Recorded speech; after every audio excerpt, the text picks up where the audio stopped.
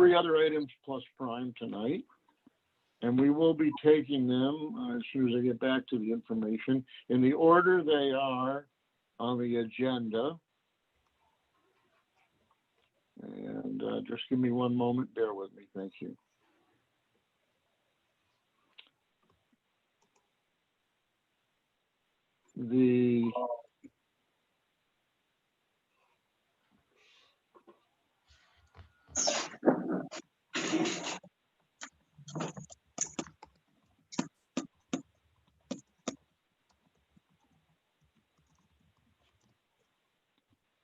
Okay. We have the agenda this evening, and the first item on the agenda is Chris Brusky, 76 Park Avenue, a special use permit for a 7.5-foot fence inside and rear yards. Now, he will be joining us. Is that correct?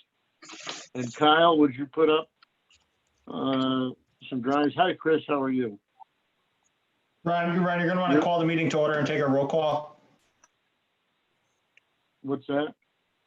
You're going to want to call the meeting to order and take a roll call.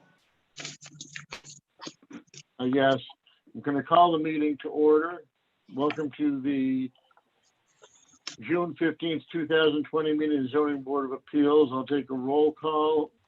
Ron Nowland here. Elizabeth Gent. Here. Megan. Here. Here. Kathleen Inslee.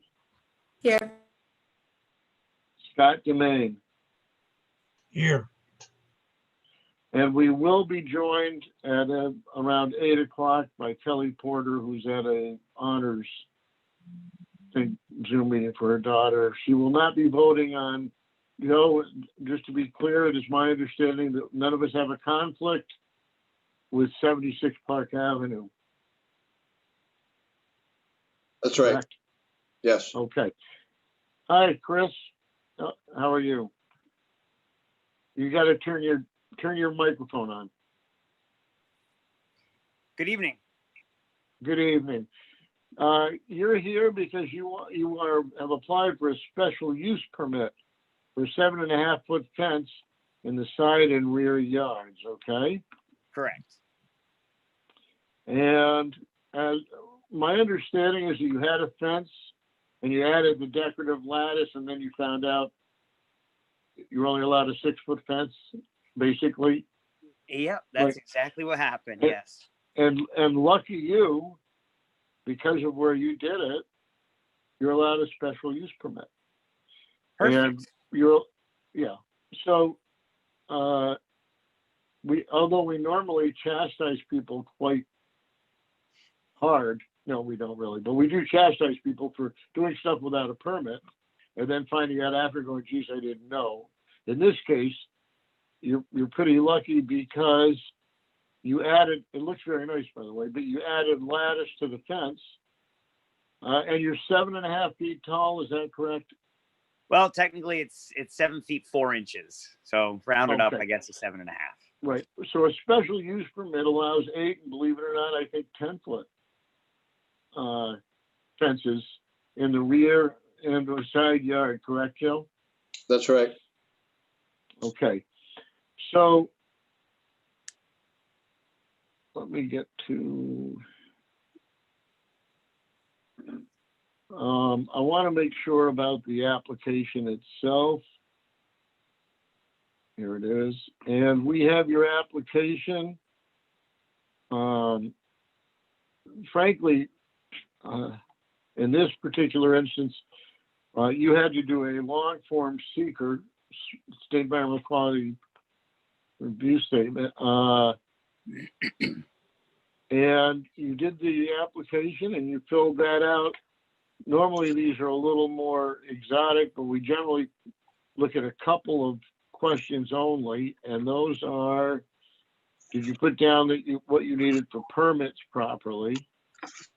And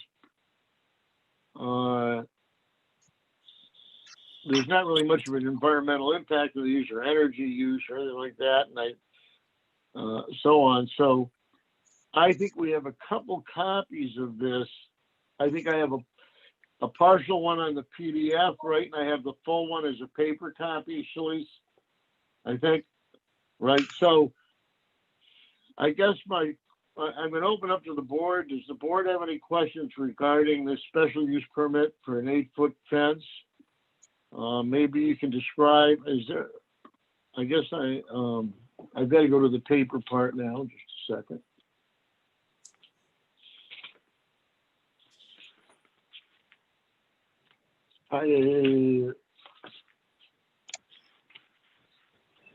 Anyway, does the board have any questions? If not, let me know. Joe, do we have any pictures from the street? Oh, yes, I believe we do. Kyle, can you share those?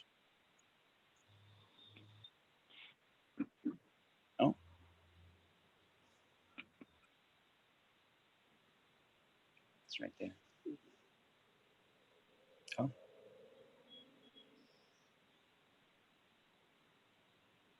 Thank you. That their drawing shows the fence going beyond the house, but the pictures kind of indicate what I had asked before. And your answer that it doesn't. Right. Right. So it's not in the front yard. Any more questions? This one, we don't have a closed public hearing. So Ethan, can you tell me if anybody's raised their hands to make comments regarding this? I'm going to open up, we'll wait for a minute when I do, but I'm going to now open the public comment period for this. So we'll wait and see. Ethan, barge in and let me know if somebody does raise their hand. Ron, I'll be letting you know. Oh, you can? Yeah. Okay. Okay. Again, this is a no more than an 8-foot fence. It's not in the front yard at all. It's an allowed with a special use permit. Let's do, while we're waiting to see about any public comments, let's do the seeker. This is a long form seeker that goes with a special use permit. I want to know if people have reviewed it, read it, and if I have any comments about it, or if in fact people are ready to approve it.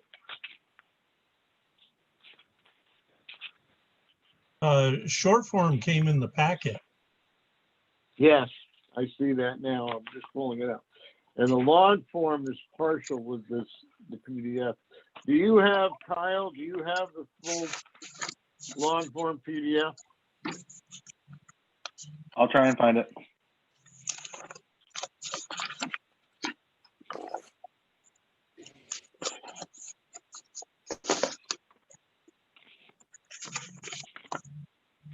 I have parts of it.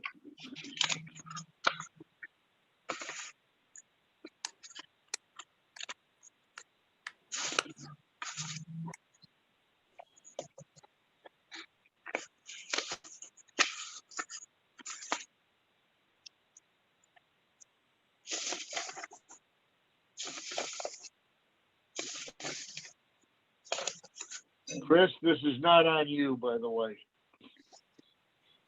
Okay, this is us. And the fact that we're working with a shutdown city hall staff that's all over the place and struggling to try and make procedures work. Well, I completely understand. Yeah, but anyway, the issue is that we need to find your completed seeker and or at a minimum be able to vote that there is no adverse environmental impact.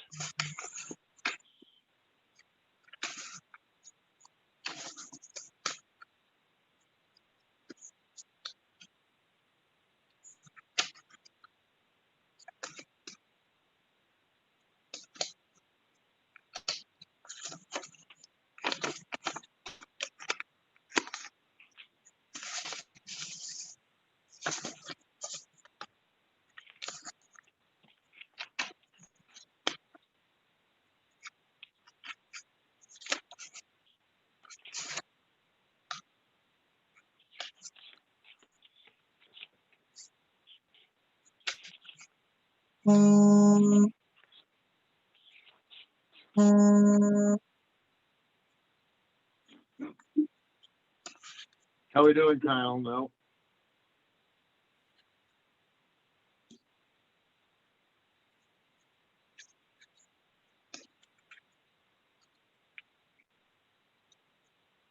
Chris, can I assume that you submitted a full long form seeker?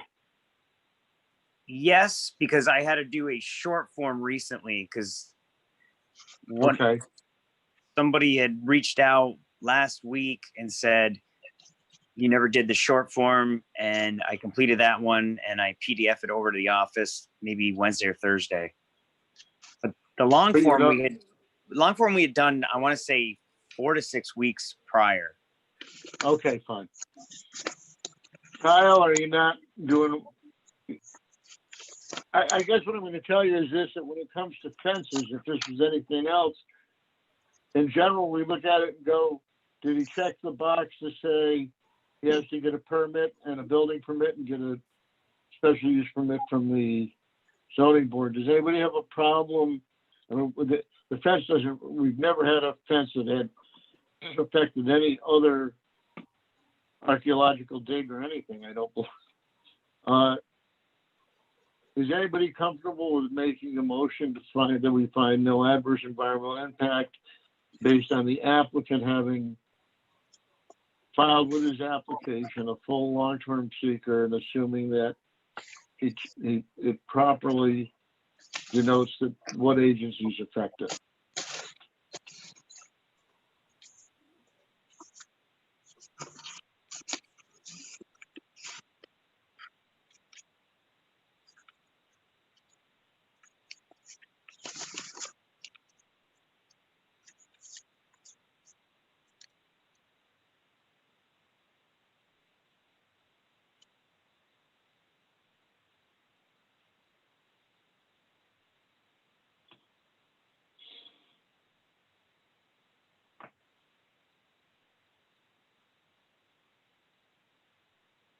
Do I have any takers on that?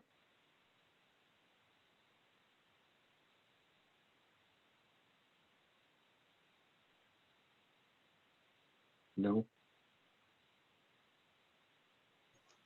Where is the requirement that it has to be a long form? It's got to be a long form because it's a special use permit.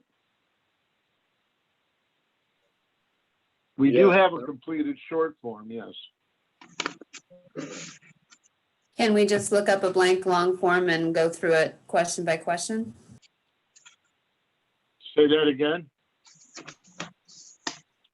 Can we just pull up a long form blank and go through it question by question with the applicant? Okay.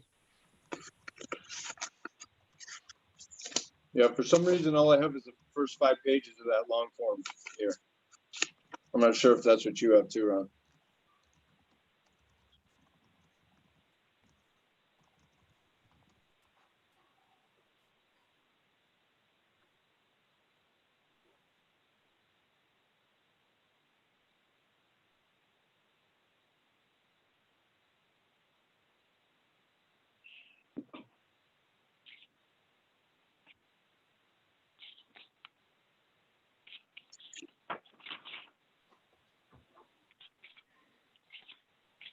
Do you want me to try and email one to all of you? Yes, please. Blank?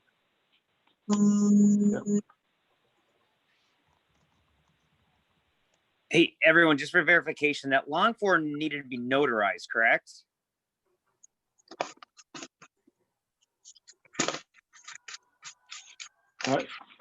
Generally, no.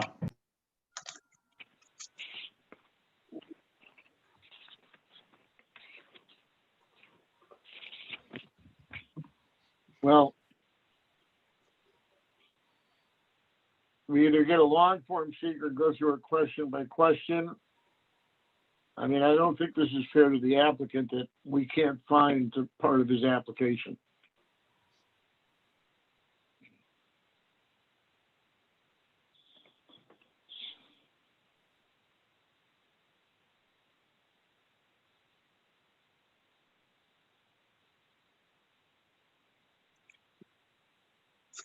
This is,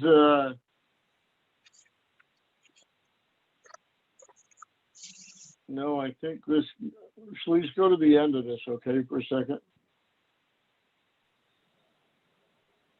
Yeah, I had asked if it needs to be notarized just to verify, because the long form that I did, I brought to the bank and had notarized, and we sent in maybe 12 copies of pictures as well.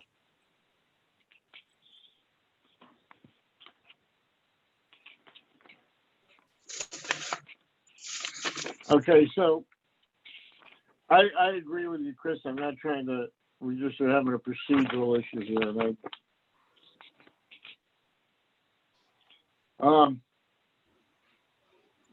We're all familiar, let me ask you this, we're all familiar. I don't know if we can even do this anyway. What you're looking at right now is the part 1 of the long form. If you want to go through those questions, those are on part 2 of the seeker long form. But the first question is, why are you treating this as a type 1 action? Unless there's some other special circumstance with this property, generally this would be an unlisted action, which would be a short form EAF. It's our procedure, and that's what we've always done. That's all I can tell you is that when we do special use permits, we have long form seekers. We do them. When we have area variances, we have short form seekers. Ron, I don't know if you want me to forward the email to you when I originally sent these out, but you had asked for the applicant to complete a short form for this application. We have the short form. I don't know, how does the board feel about using for something as simple as this SUP for a fence, the short form that he filled out? I'm fine with that if we have one or more attorneys All saying, right, fine. Okay, I'm gonna use the short form. If somebody wants to do an administrative review of our decision regarding this, let them come after us. Because we're sure, I feel better about this than trying to go through a long form. We have a short form that did also, it's a fence. This isn't a building, this isn't a use, this isn't some other things that require special use permits that are more complex. It says, of course, number 2 on this, he's got no, we're gonna change that to yes, which is the general change that we always make. It requires a building permit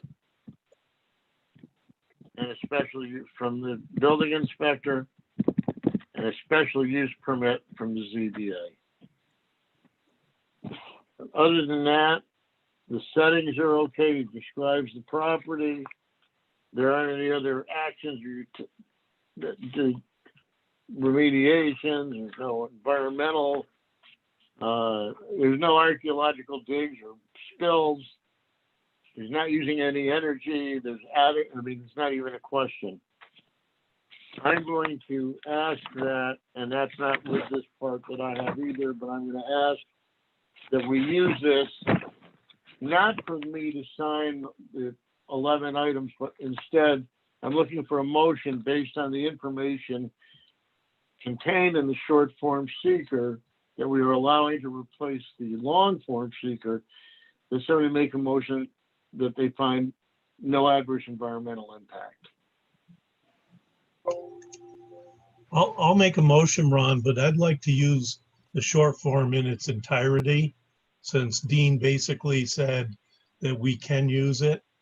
And I would say I'll make a motion in regards to the special permit at 76 Park Ave, that after review of part 1 of the short environmental assessment form and a review of questions 1 through 11 in part 2, that we check no or small impact may occur. And as a result of that, the chair checks that we have determined that there will not result in any significant adverse environmental impacts. And we're saying that I'm signing, checking the 11 items and signing it? Yes, yes. I'll second that. All in favor by a raising of hands. Kathy, are you not in favor? Aye. Okay, so That was the seeker. Kyle, did we have anybody raise their hand to come and comment? No hands raised.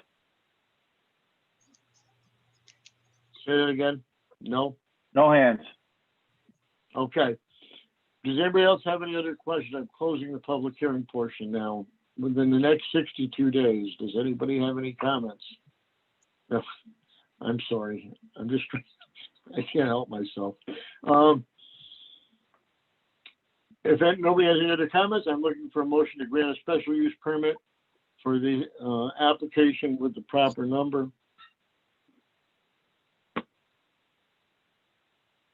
Which is appeal number 2240, Chris Brusky, 76 Park Avenue. I'll make a motion in regards to appeal number 2240 for a special use permit to build a 7.5-foot fence in the back and side yard as shown on the plans and as it exists right now. Second. Okay, who are we sending our, are we chatting? Send it to Shalice. To Shalice. Okay, so chat with Shalice. Chat.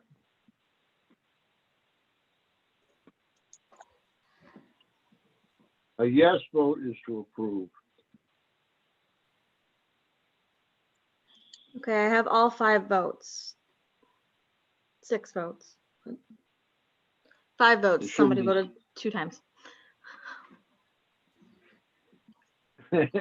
Ellie, no stacking the vote. So Okay, am I going through and reading name by name?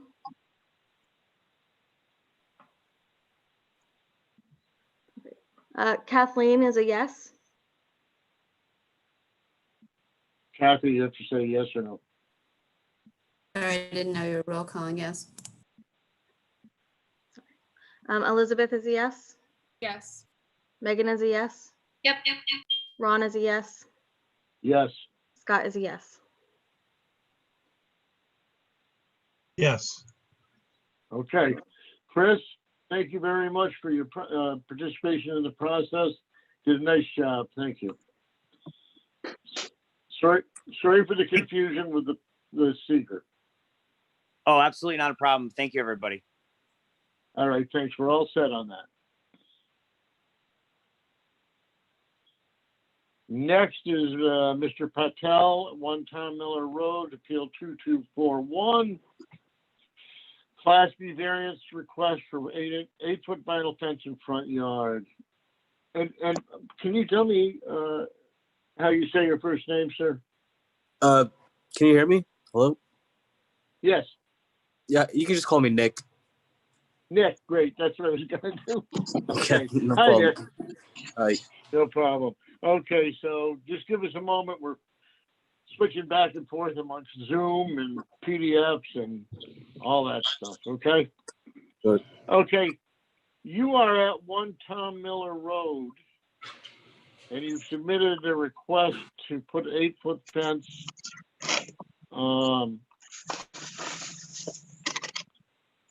at various parts of your property. We have as we look at the sketches, and you do have a short environmental assessment form, although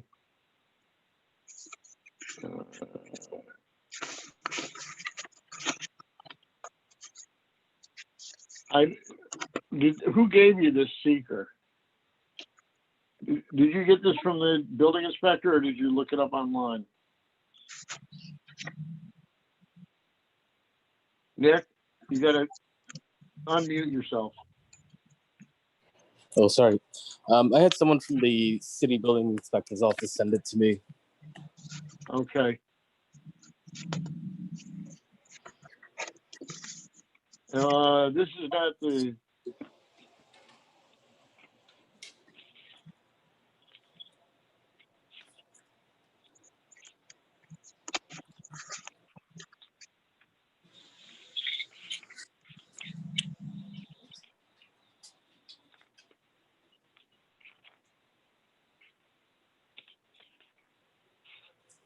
hold on.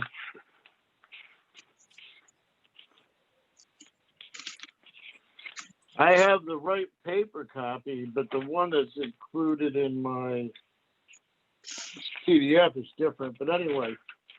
So we have uh,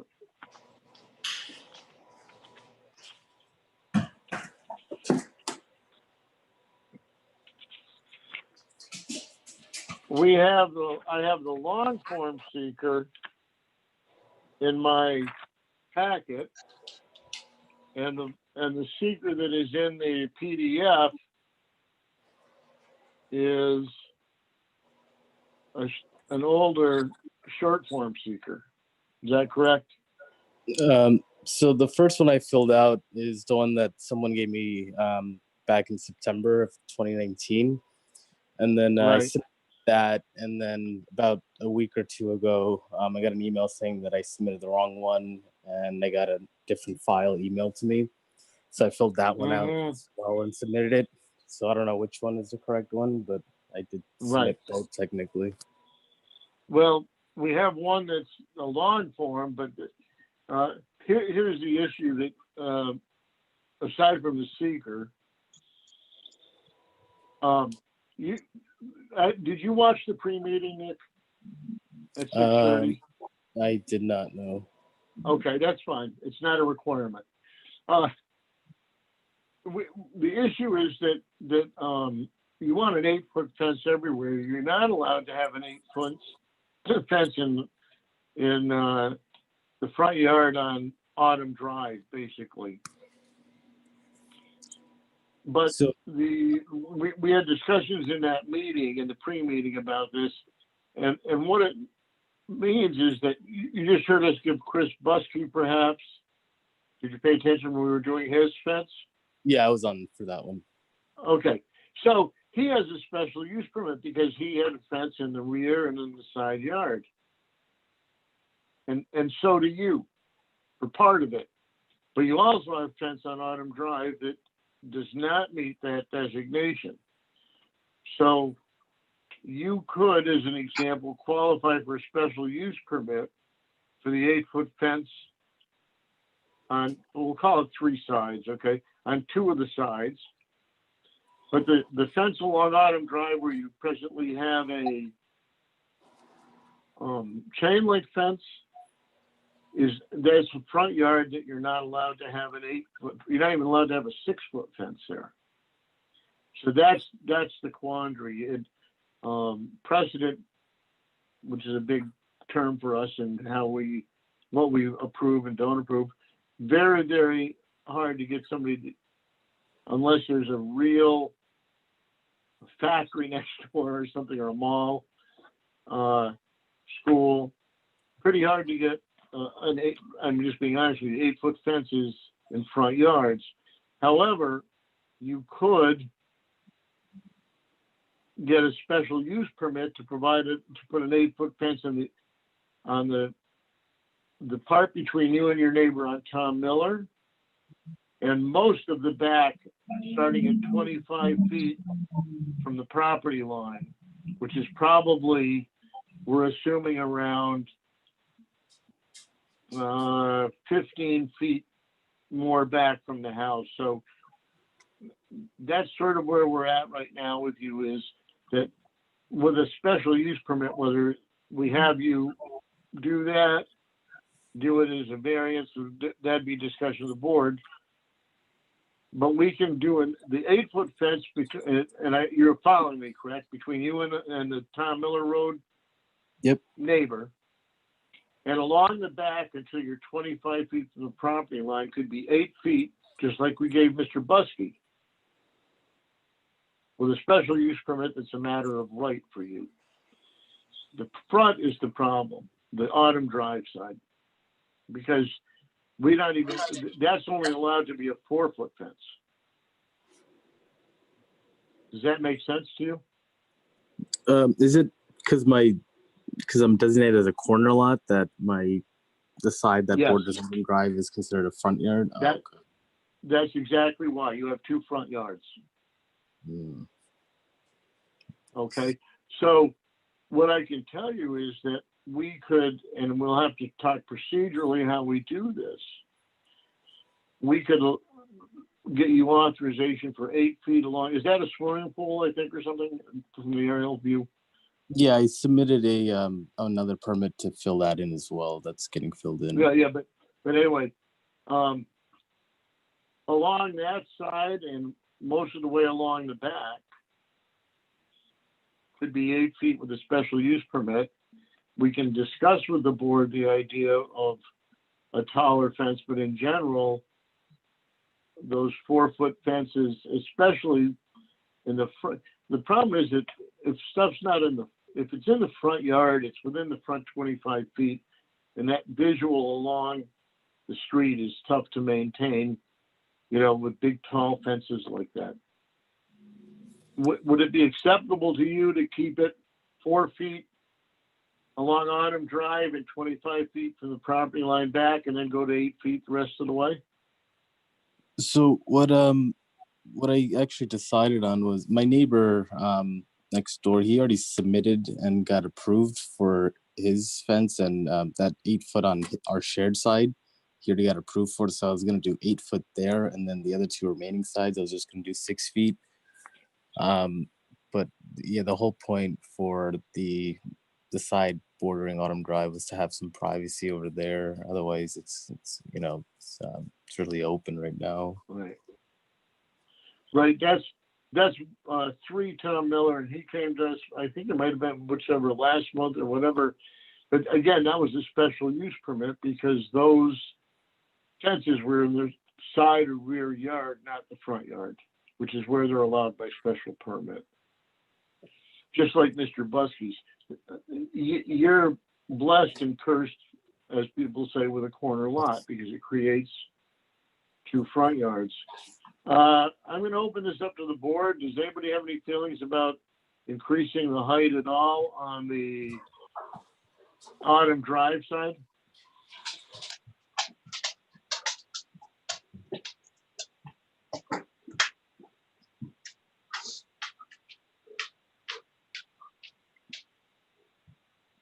I guess I would consider it at 6 foot, but nowhere beyond the corner of the house. Say that are you talking about where the chain link is now? Well, the chain link is closer to Autumn Drive than the side of the house. I personally wouldn't consider anything taller than 4 feet unless it was even with the house. That would be the most I would consider. So it'd basically be an extension of the house straight along that line. It's no different than how close the house is. The house was probably there before Autumn Drive was. And there, what you would consider a 6 foot, Scott? I would consider a 6 foot. So I think that's reasonable along there. Okay, Nick. Yep. If I'm looking at your diagram then, and let me get back to that, or down to it, one of the two. If I look at your diagram, and there are a couple different ones, would you be willing to do the Autumn Drive? I will tell you this, that it sounds unlikely that you would get an 8 foot fence along Autumn Drive. But what Scott is saying, and it's not much difference, is if you came even with right where that hand is now, back straight, instead of whatever that is, 4 feet over, we could do a 6 foot fence there. And then Scott, I guess we could say 8 foot from that corner. Would that be close enough? I could go with that. Right. So instead of holding you 25 feet back, I'm sorry, Scott, did you want to say? But realize I'm only one person on the board. Yeah, I understand that, but we're going to suggest something and other people may say no. But Nick, what we're talking about is that we can find justification for you to be even with that edge of the house and come straight back from there to the back fence 6 feet. And then change from that point all the way the rest of the fence to 8 feet. Yeah, I could work that out. It's just pulling the existing fence line in, I guess about 4 feet to make it flush with my house edge is what you guys are saying? That's right, yes. Yeah, It that's only fine. sticks, it's only out a little bit, right? Yeah, it's just the size of a gate opening basically. So Right, so I guess the gate would have to be sort of where the hand is, but next, right in there anyway, instead of out coming the Right. other way, I guess, it would, right? The only other question is, I think you've got a shed there that might be closer to the street. Is that movable? it is, yeah. I'm looking at it right now. Okay, so you could move the shed in behind the fence, I guess is my point. Yep. Is that acceptable to you then, Nick, that we Yep. talk about a 6-foot fence even with the house going all the way back to the rear yard, we'll call it. And at that point, I'm gonna ask the board to discuss this more. And at that point, we go 8 feet for the rest of the fence. And the only other question, board-wise, is whether we say that this would be a special use permit and sort of account for that in the motion by saying that we're allowing an 8-foot fence, which would be approvable as a special use permit, and a 6-foot fence in the front yard, or however we want to word that. But I'm going to open this to the board. Is there other questioning from the board? Comments? How far do we think the And house while I'm is doing from Autumn it, Drive? I'm sorry, go ahead. How far do we think the house is from Autumn Drive or from the property line on Autumn Drive? I'm sorry, I didn't understand you. How far from the property line along Autumn Drive do we think the house is? We think the house is 10 feet from the property line. I'm going to also open this while we're doing this to the public to start raising hands. Kyle, let me know if they do.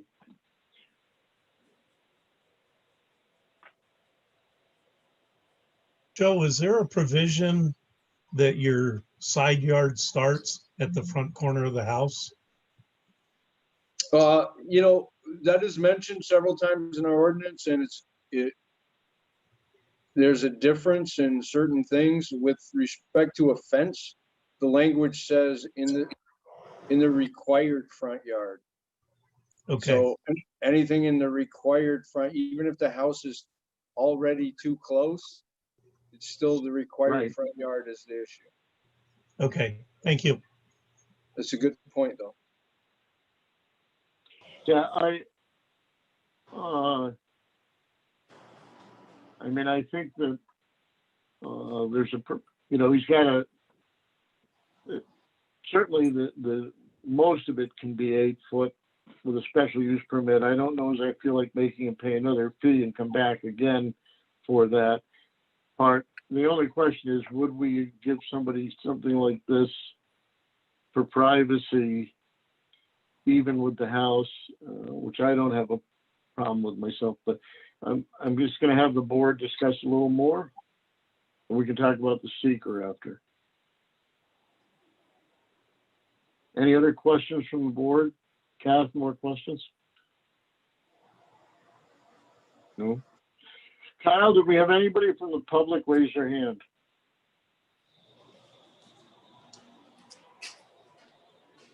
No hands. No? Okay. I'm going to close the public hearing for this one. We have all kinds of stuff. So I have a long form seeker.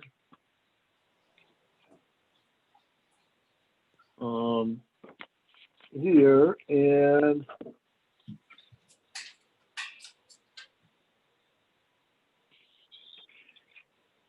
it's an area variance. It could be a short form seeker. And the short form seeker that I'm looking at in the PDFs is the old one. It does not have questions 1 through 11.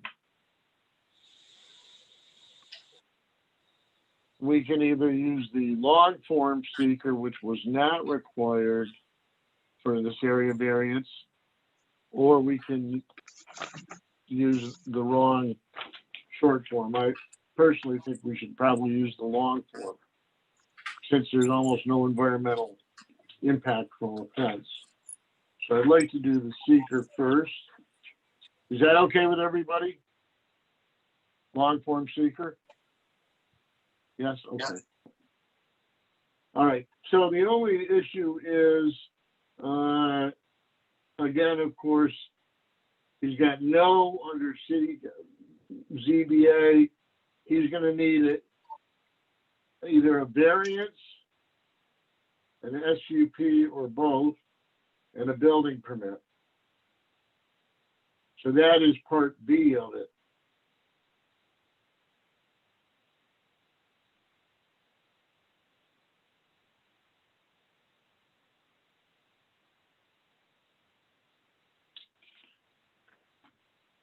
Otherwise, I don't know, is I'm going to be in the same position that there are not really any other questions that pertain to the fence and energy use and environmental impact of this fence other than maybe site.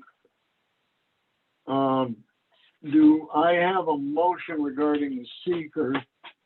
Again, this one, if we're using, I am not signing. I mean, I am signing, but I am not, I'm not even actually saying we are doing a motion to find no adverse environmental impact.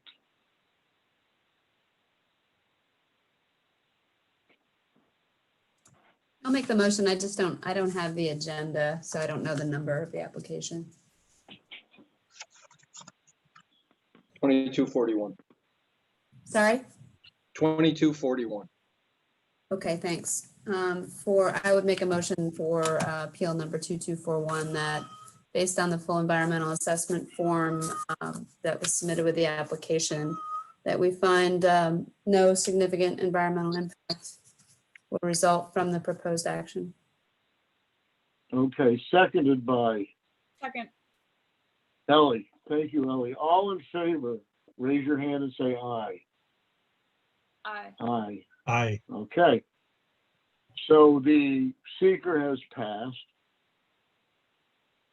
And I'm looking for some discussion about a motion regarding the fence.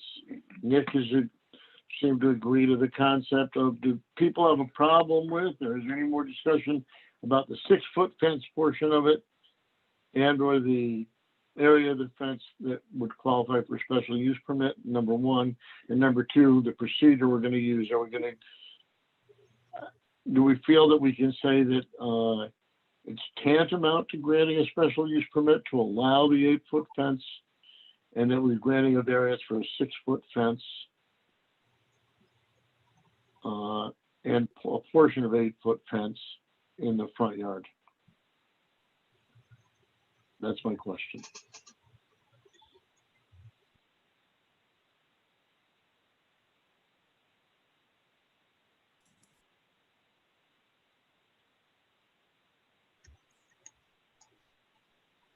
I have no problem I mean, if procedurally, I have no problem with granting both and the variants that are required. I mean, the action that he is seeking was clear from the application. I don't think it much matters, under what procedure, what vehicle we granted. Okay. Who wants to make a motion then? Or does anybody else have a comment? I'm sure. Just before you make that motion, I may have missed it. Did you do a roll call on seeker? We did it by a show of hands. Okay.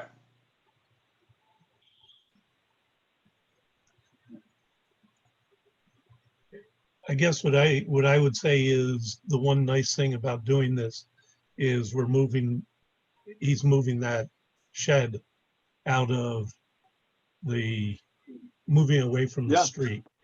And that's a benefit. When I saw that, I thought that was I'm glad that Right. happens. Okay. The question is procedurally, I'm looking for a motion either to, I wouldn't mind some language mentioning special use permit, but I think really realistically, we didn't advertise one. And that it's all becoming a variance, part of which is supported by the fact that we could ask him to come back and get a special use permit, pay another $150 or something, or whatever it is, right, Joe? Something, right? Yeah, $100, I believe. Okay. So I'm looking for a motion, how anybody wants to phrase it relative to providing an 8-foot fence up to the front, up to the, even with the house. I'm sorry, up to the front yard, and then an 8-foot fence and 6-foot fence the rest of the way in the front yard, even with the house.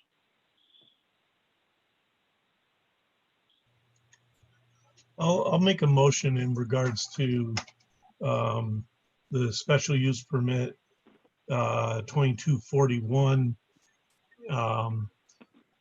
for an 8-foot fence in the side yard on the west side completely, an 8-foot fence on the south side of the property up to no closer to Autumn Drive than the east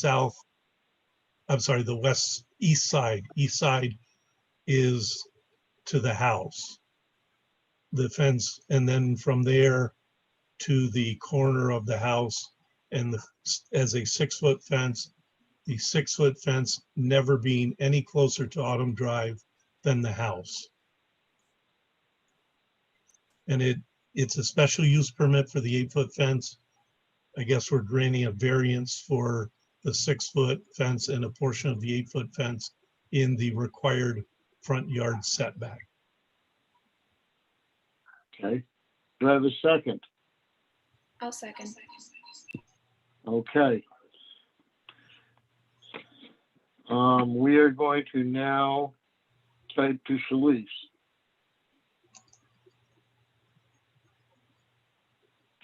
A yes vote is to approve Scott's motion.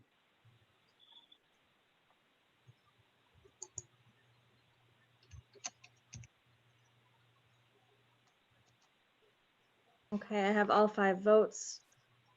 Do you want me to read them one by one again? Yes. Okay. Kathleen is a yes. Yes.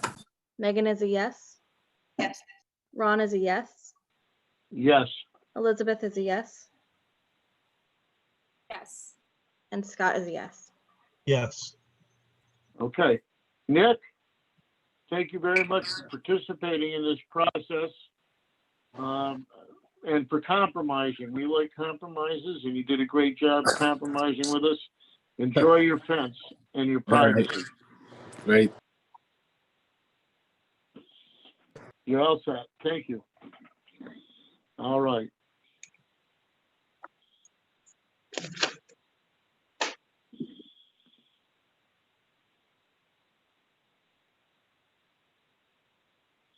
The third application this evening is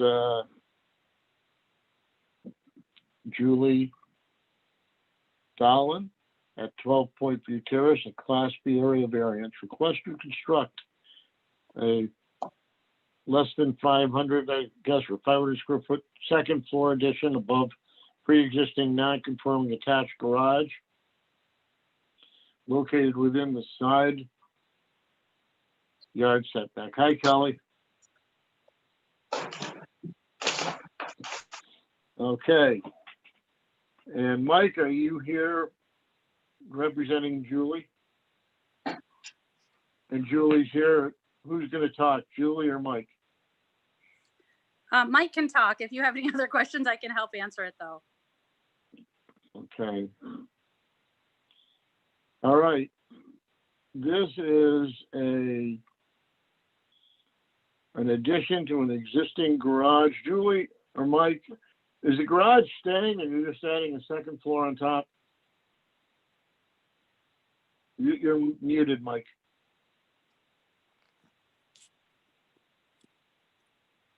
Yes, it is just an addition on top of the existing garage.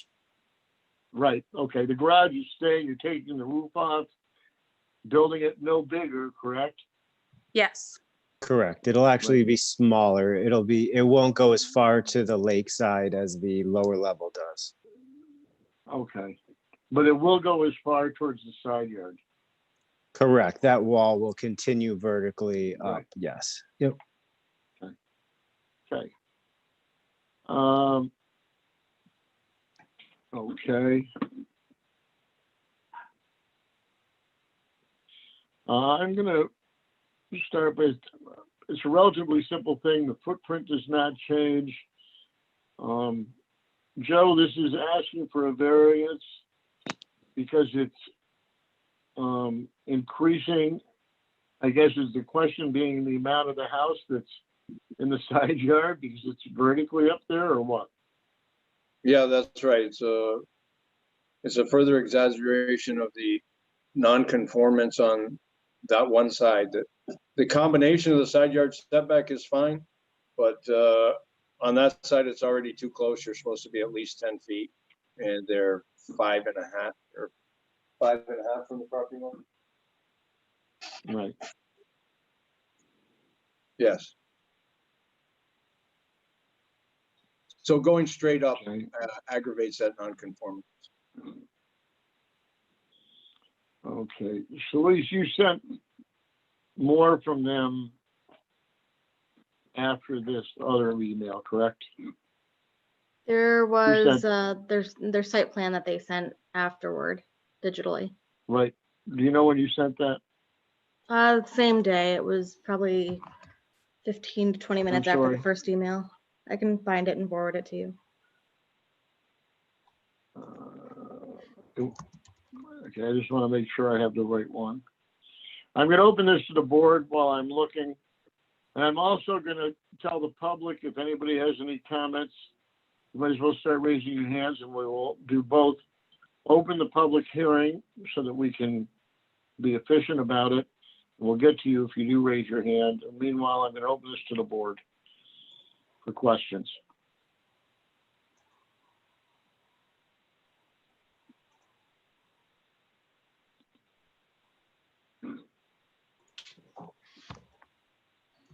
Anybody?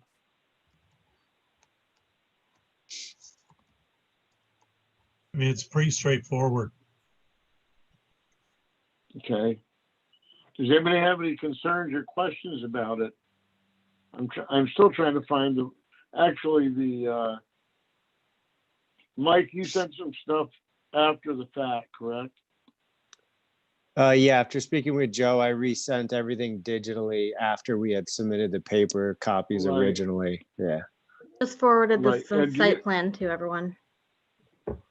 I'm just having trouble locating it amongst them. Like, do you know when that was sent to us? Ron, I Or is just it all- resent it to you. You just resent it to me, okay. To which one, Outlook or, okay, yeah.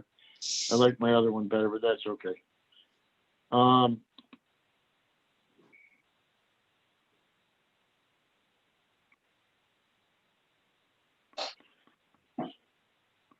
No, that's not it.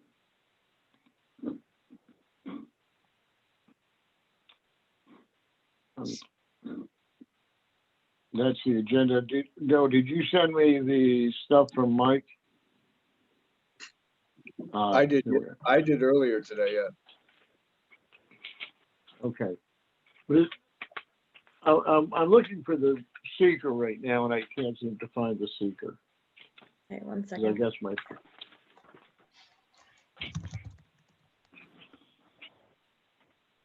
So does anybody on the board have a question about this? I think it's straightforward myself. We also had a correspondence from the neighbor Sheldon and perhaps a relative. To that he had no problem with the second floor there, so.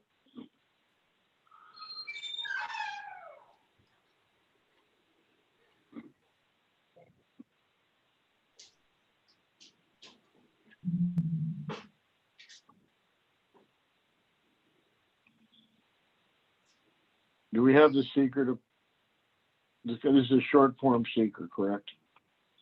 Yes.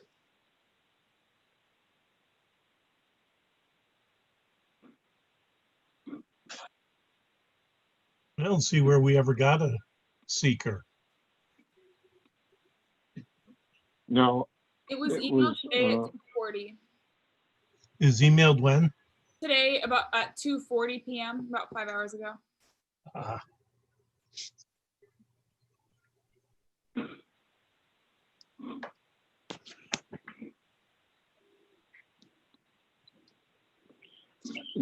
the things that I just got are the page one and another thing. Mike, what did you send us? Well, I sent all the documents submitted today by digitally to Joe's office, which was the application, a letter with the 5 zoning And who sent- criteria. Right, Joe right, sent, and who sent,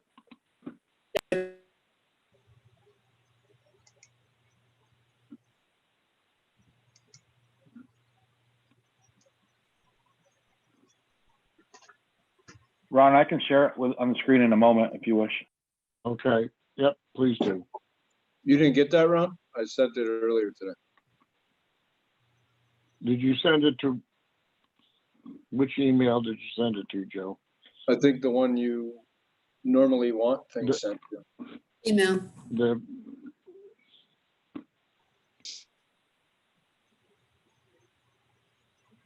I've got it now, I think. Okay, I have it. That was sent from you, Joe, correct? Yes. Today. Okay, so this is the letter about it. I'm not so concerned about that because I think it's so straightforward. This is the short form seeker on there. Does everybody have it? This was sent today at, from Joe at 2:40 p.m. today. So do we have Kyle or Sleaze, do we have anybody that raised their hands for the public comments?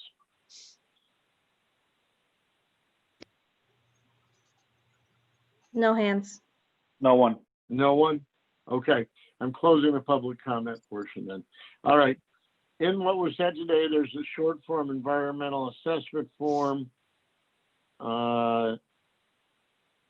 It does say, does the proposed action require permit approval or funding from any other governmental agency? If yes, list the agency. It says ZBA, Class B variance, and building permit. Thank you, Mike. My pleasure.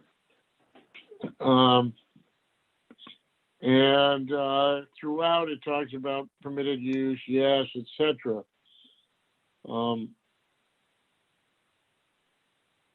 Again, this is a house sitting on top of the other. Did anybody, or in addition sitting on top of the existing, did anybody have any other comments regarding the seeker for 12 Point View Terrace?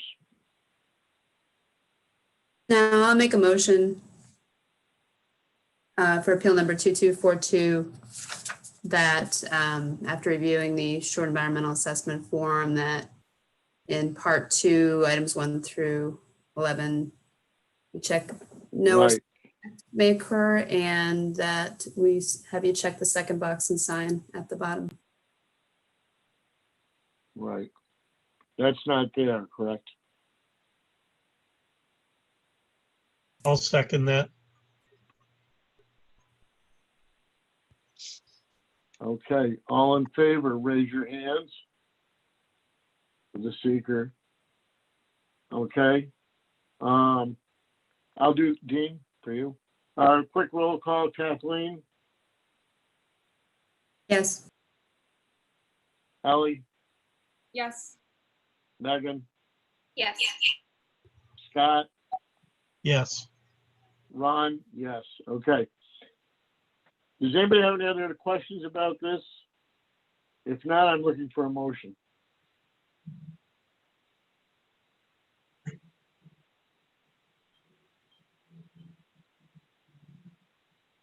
What appeal number is this? I don't have. Oh, actually. 2242.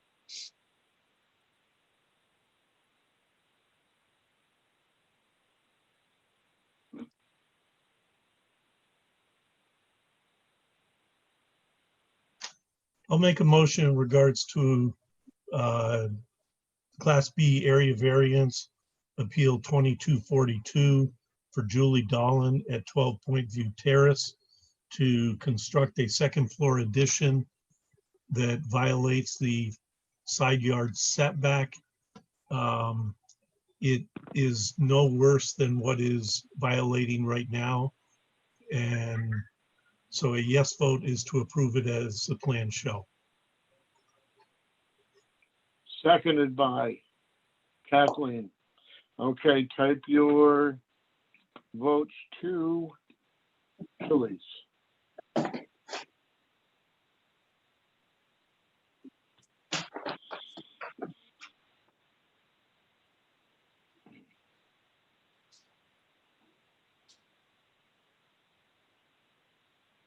Okay, I have all 5 votes. Elizabeth is a yes.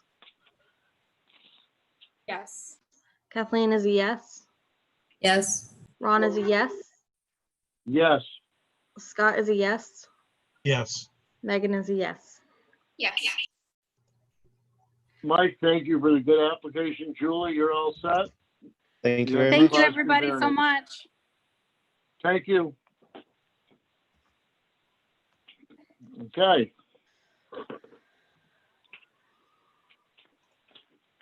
Get rid of this stuff. Welcome, Kelly. Okay.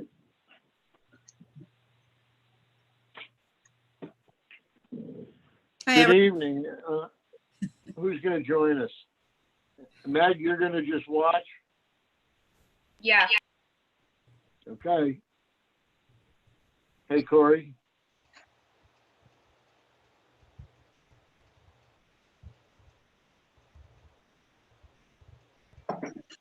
I guess we're waiting for people from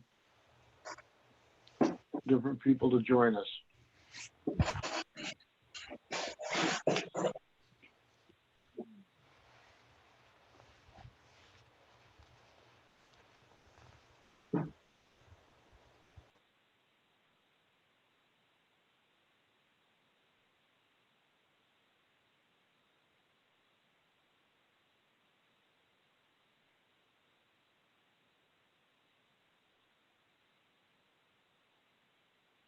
When it's stacking right up.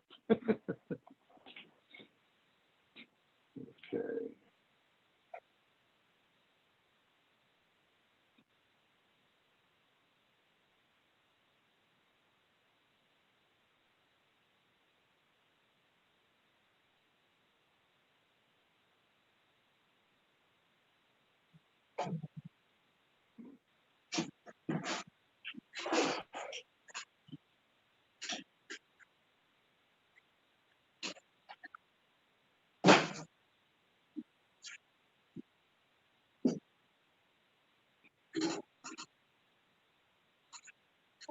Wow.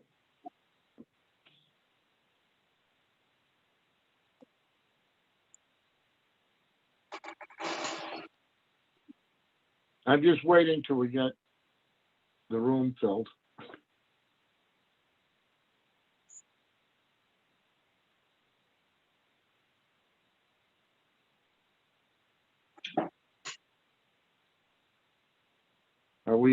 Is this everybody?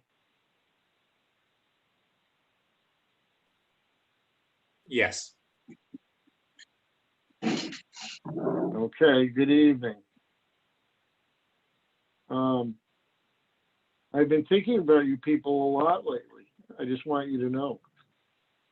Okay, all of you.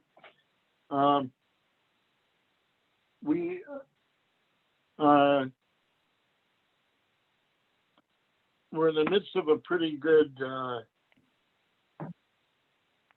we've been doing a lot of information seeking and we're getting closer, I think, but we have some stuff to deal with. We are at a point where, first of all, and we'll chat about this some, but we need to, as a board, discuss our findings to the GEIS. I can tell you that it does not seem that we are just going to unequivocally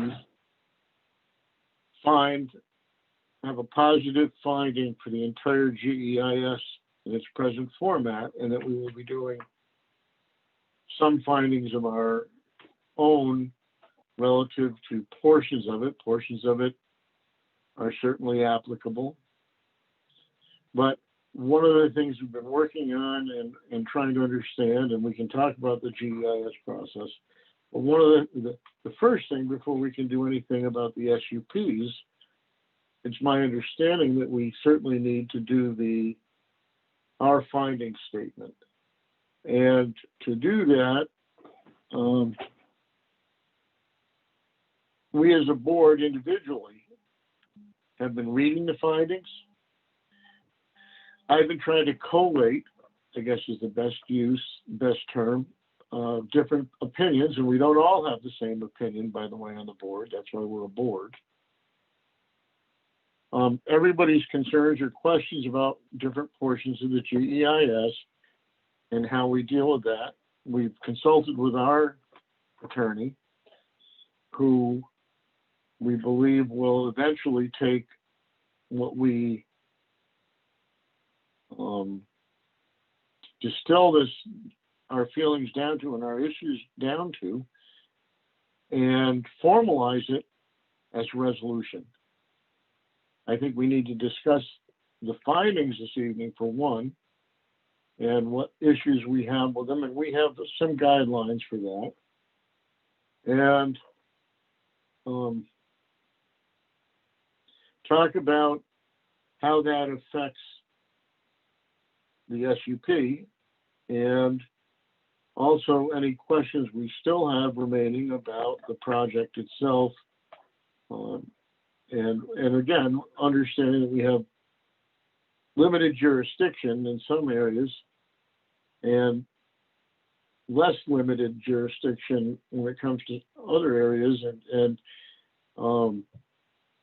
this is a pretty complex thing for us as a board, I would say. I mean, we've been going through this for how many months now together, all of us, you, the applicant, us, and frankly, the people watching and commenting. And I don't think it's so simple as to say this is true or that's true, and on anybody's opinion. And I think that's been part of the problem, or not problem, but part of the complexity of this is balancing all of these opinions and all of these things that people think are fact or truths. And we're all convinced, many people are convinced, all of us are in some way convinced that we know the truth. I understand reality the best, and my version is the right one. And of course, we all know that's not true. So our job here tonight is going to be to start to melt those truths together, if we can, and understand what impacts we're talking about, understand why or why not people might feel that we do or don't meet the 5 criteria for the special use permits, and also discuss some of the issues with the findings and come up with our own findings so that we eventually can produce our findings. And after that, try and get a vote done for the special use permits, the 2 special use permits. It's our understanding, Charlie, that you discussed the fact that you understand that we may be in the midst of a complex procedure, and you understand we may not be able to get all the voting done within the 62-day limit from when we close the public hearing. And you've requested, we discussed it briefly, that we would try and, you'd like to see us though try and do that as a special meeting, if need be, and not wait for another whole month. Does that sound accurate? Yeah, so, and make sure I'm not muted. This board has to act before the planning board acts. So we'd like the planning board, the ZBA, to keep that in mind. The other thing is the 62 days is up, I believe, next Tuesday. We would not agree to an extension to the regular July meeting. We would agree to an extension for another special meeting. That is contingent on a good faith effort by this board to take some steps towards a finding statement and towards a resolution. I went back to the SECRA regs and looked at some of the timeframes in the SECRA regs. And SECRA actually requires a finding statement be issued like something like 30 days after an FGEIS. So we've been cooperative. I understand this is a lengthy process, a complex process.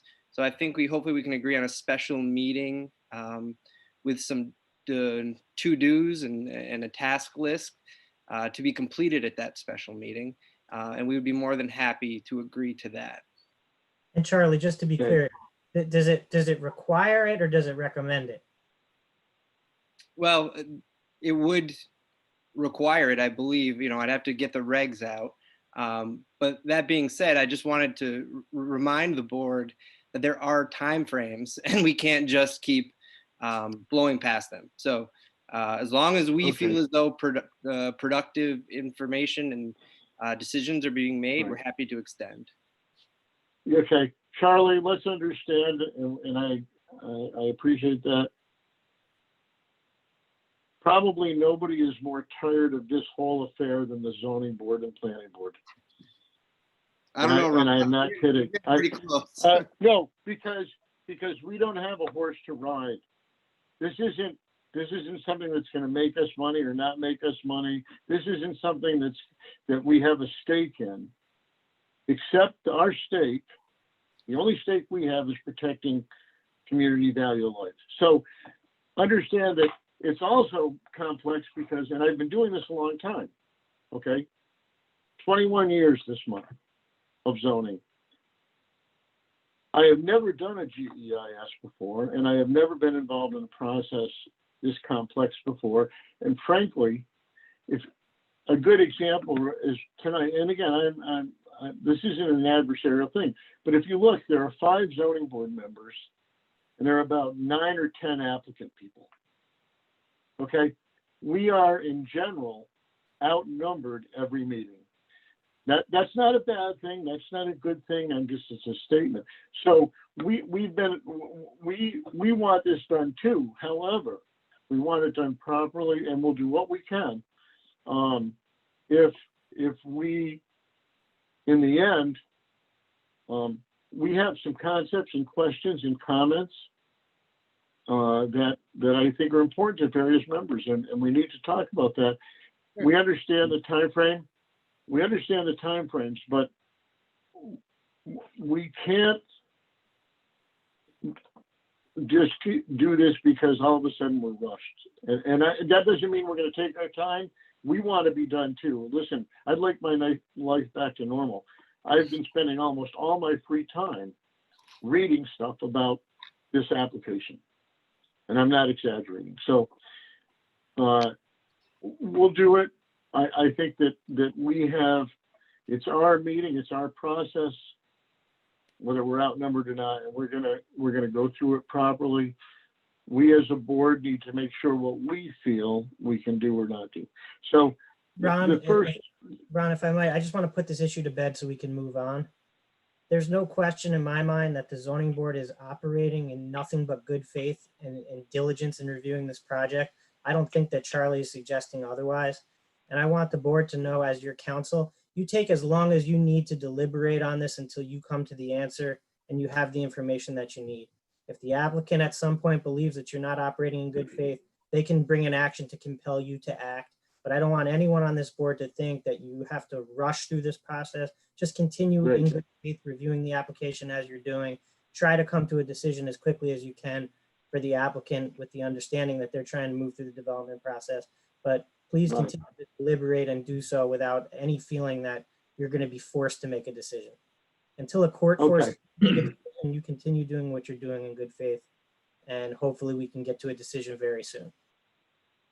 Right, and we will do that. And I guess, Charlie, you need to have some faith in us too, and I'm sure you do, that we're doing this the best we can. Again, we're volunteers. One of us happens to have a legal profession experience, but we're lay people. I happen to be experienced in construction. People have all kinds of different experiences. If we're a volunteer board, we don't get paid to come to this meeting tonight. So we're doing our best, and we will, and we're going to continue to do it. We need to work together with you, and that's what we're planning on doing. So, Ron, the just first thing is- one other brief comment. I just wanted the board to be aware that Jackie White from Miller, Mannix, Shackner, and Hafner is also on the call today as the city special seeker counsel. If the board had any questions, she is available for as a resource. Okay, so, but whose attorney is she? She is the city special counsel for seeker matters. Right. Is that, just so I understand that, hi, Jackie, welcome to the show. That means that we've had these discussions before about legal representation. We have Corey who works only for us. Okay. Does that mean, so Jackie is not really here to advise the zoning board, is that correct? She's here to help the city understand seeker. I just want to be clear or not. She's not representing us, correct? Jackie, do you want to speak to exactly what your disposition is? Yeah, our the scope of services under our legal agreement was for special secret counsel to the city as a whole at the discretion of the city attorney to provide any input that the at the city attorney's pleasure, if you will. So we've guided the city through the GEIS process pretty much from the outset. Okay. So, but clearly then, we as a board are going to rely on our legal counsel only for legal advice about this, and we're going to certainly listen to what input you have to help us with the often complex secret process. Does that sound fair? Thank you. Okay. So our first issue is, before we even get to, and we can start to talk about SUPs and questions and conditions and stuff, is for us to come together and talk about our findings relative to the GEIS. And what I can tell you is that the GEIS was created by consultants and so on, and eventually back and forth. And in some ways, although not as necessarily fully as we should have or could have, the zoning board was part of that process. That said, in February of 2020, a final GEIS was presented and said, here it is. This is everybody's input as far as, tell me if I'm wrong at some point, but, and it contained a bunch of information about all kinds of stuff in the project, some of which may or may not be technically in our jurisdiction, except that I would propose that when we're asked to approve in whole or in part a document, like the findings of the council, that all of that becomes our jurisdiction. If you're asking me to say that this document is right about historic and cultural resources, or parking, or traffic and transportation, or any of those items, land use, community character, if we're asked to approve findings and or differentiate areas that we don't, and again, correct me if I'm wrong, Corey, I'll say to start with, it's my feeling that, it's my understanding that to approve those, we need to understand them, agree to them, think that there's not new information, as an example, that might change them, but that they all, certainly for the findings, if we're going to approve findings, those items, anything that's in the finding that you're asking us to agree with becomes in our jurisdiction as it relates to the findings. So let me jump in for a minute. So nobody's asking you to necessarily agree with anything. So what your obligation is based upon the documentation that comprises the seeker record, you're being asked to make findings as to whether or not you believe that the project that they've proposed successfully balances environmental considerations with other considerations like economic considerations and the like. So the only thing that's not in your jurisdiction is to make decisions that are not implicated by the special use permit. So for example, the GEIS talks about the other DAIP projects other than the Durkee Lot project that's before you. So none of that is really relevant to your consideration of the special use permits for this project. But when you look at the environmental factors and the environmental considerations and whether or not the proposed project strikes the appropriate balance, whether or not they've successfully avoided and mitigated environmental concerns successfully, that's the sort of information that you're being asked to consider. And you're being asked to make findings based upon the documents that comprise that environmental record. So those portions of the GEIS that talk about this project, and that is your toolbox to determine, that is your measuring stick to determine whether or not they have struck the appropriate balance with this project.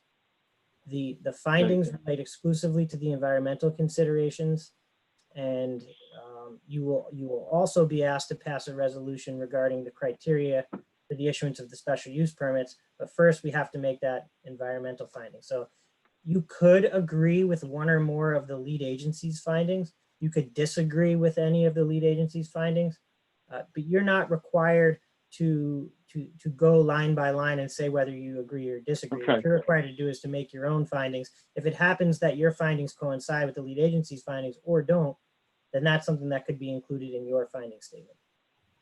Okay. Corey, what about Riverwalk?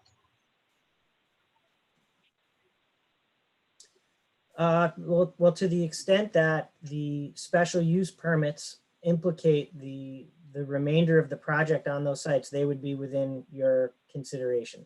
They would be within your purview as far as environmental factors are concerned, to the extent that they are part of, for example, the PUD boundaries. Okay. So listen, I spent more time than I care to admit going back and forth through that finding document, whatever it is, 40 something pages or whatever, right from the beginning. And I took lots of notes, and then I took a resolution. We had a resolution, I think, that was provided by the city that was quite broad reaching and frankly seemed to make us, had us agreeing with everything, which would have been good if we did. It was a nice, well-written document. I think, Charlie, perhaps you had help with that. Maybe not, I don't know. But, you know, but it also talked about stuff that we couldn't verify. We pared that down. I worked with Corey on paring that down a little bit to the basics. What are we doing for findings? And I think before we can really talk about the SUPs, we want to get this findings thing done. I understand. I watched a very small amount of the planning board meeting. I didn't frankly see the later part of it, or for some reason, Charlie, you weren't involved in the beginning of it. I don't know why or not. I didn't see it when you were on the screen. I just looked like just playing. And I watched how they were talking about I'm just going to tell you their findings, and I won't use the phrase that you didn't like. I'll say that for you, okay? No, I'm serious. I won't. But what I will tell you is that I had been thinking about the findings, and we as a board had. So I think one of the most important things tonight to do is to understand what difficulties we might have with the findings, and then start to sort that out. And I think that's, and you're going to tell us that's not our jurisdiction. Corey's going to say it is. Somebody's going to say this. I don't care that we discuss in that manner. Sure. I don't think that's a bad thing. So I'm going to do it this way. Go ahead, Charlie. Related to the planning board meeting, some of the things that came up in the planning board meeting, I think might be important for you guys to wrap your head around now and seek advice from Corey or Jackie or whoever is. The planning board was struggled a little bit with understanding how the project changes fit in. So building height, for example, and appearance, it appears much lower now. That's a project change. But we view those project changes as mitigation measures. So, what was studied in the GEIS was something that has more of a massing to it. We heard comments from the boards, from the public. We then pared down the appearance of the building. So that's not a significant change, but that was mitigation that we provided. And to that extent, the planning board also was curious about the phrase of no mitigation being required. And the reason why we felt as though no mitigation is required, because we've already provided that mitigation. So the plans already show that mitigation. So those are two things that took a lot of time at the planning board meeting that I just wanted to note. Right, not a problem. And you know what? We may or may not individually, not as a board, because we haven't just said, this is not a board that's we're going to go, let's all vote this way and let's all vote that way. We're 5 individuals. We really are a board with different things. What I'm going to tell you though is that I went through and I had we'll call it a pared down resolution. And as I went through it, and much of where it defines in the beginning of the findings, instead of going through line by line, I'm going to tell you where I had issues that I put out that I see as problems with the findings, and I think I have some agreement with, and they have to be dealt with. We are an involved agency. The proposed actions and all the different things were listed early on, the 8 projects, those are all defined well. That's not really any of that early definition stuff. And I have the finding, it's been right on my taskbar constantly. But anyway, one of the things is that the ZBA is considered, concurs with, and adopts, we're going to want to put languages, and incorporates by reference portions of the Common Council Statement of Findings. So we concur with portions of that. So then we sort of divided this down into areas of concern, or areas that might be areas of concern. So the first one is that in the findings, they talk about project purpose and need. And the findings say that there's a list of 500 temporary, 100 permanent jobs, as well as 11 million in downtown revenue, which is undefined how that gets there, at least in the finding. There may be other documents, but I'm looking at the finding because we've been asked to approve and or find our own findings based on that one document, not a whole bunch of other stuff or what people said, that document, right? That's what we're talking about, whatever's in there. So I didn't see a lot of stuff. It talks about sales tax, property tax, putting the city in a more physically sound position. My feeling about that is that that's all well and good, but there didn't seem to be a lot of backup. It was just sort of saying, hey, we've examined it. We really think it's going to be better. That was the impression I got from the language in there. And it's also, I do want to note, whether it changes your plans or not, that this was prepared and finished in February, and the world has changed. There's a pandemic. We can talk about whether or not it affects your ability to rent apartments or if people want to buy stuff more or not. But the fact of the matter is that financial considerations, to me anyway, and I'm starting with me, and then the board can contribute and you contribute. I don't know if you can just bet on those or say they're right post-pandemic. I mean, the market drops up and down thousands of points. And I think that I'm not sure that we can concur with that. Let's start with that. That doesn't mean that we have to. It means that we can say we don't because we're concerned about this or that. Does that mean that the project, it just means our findings are different. Okay, so, as far as I know. I completely understand what you're saying, I think. So that section and the information from that section, Those are statements and conclusions, and the support for those are going to be in the SECRA record. They're going to be in the DGEIS and the FGEIS and the reports and comments that follow. Related to COVID-19 and our current crisis, Dean DeVito, principal at Prime, is here this evening to answer comments on that. We've submitted a letter also that demonstrates that the basis for all that information, Ron, that you just talked about in the project and needs section, that was based on an assessment that done was February. However, COVID-19 has not really impacted those assessments at this time. And so to think and to try to speculate how the COVID-19 pandemic is going to play out is almost an impossible task, and SECRA doesn't allow us and doesn't permit a board to speculate about an environmental impact. Now that said, Dean is here to speak about the project and its ability from a financial standpoint. But one thing I read on Friday that I just wanted to say, because I think the board members would find this interesting, in the Albany Business Review, and again, in my mind, Albany is upstate New York. That was touched on in one of our first meetings. But there were a number of articles in there about how investors and developers are still moving ahead with apartment complexes and downtown initiatives. Office buildings in Albany are being transformed into apartments, again, because of that need for apartments. Owners of a hotel in Latham are turning a hotel into 112 apartments. Again, the need for apartments. Who knows what's going to happen to the hotel industry? And then another one a little closer is COVID-19 is not stopping investors from investing in downtown Glens Falls. A similarly sized municipality. Oh, that's okay, and that's all well and good, Charlie. But for right now, what I'm trying to do is establish where we might have concerns. Sure.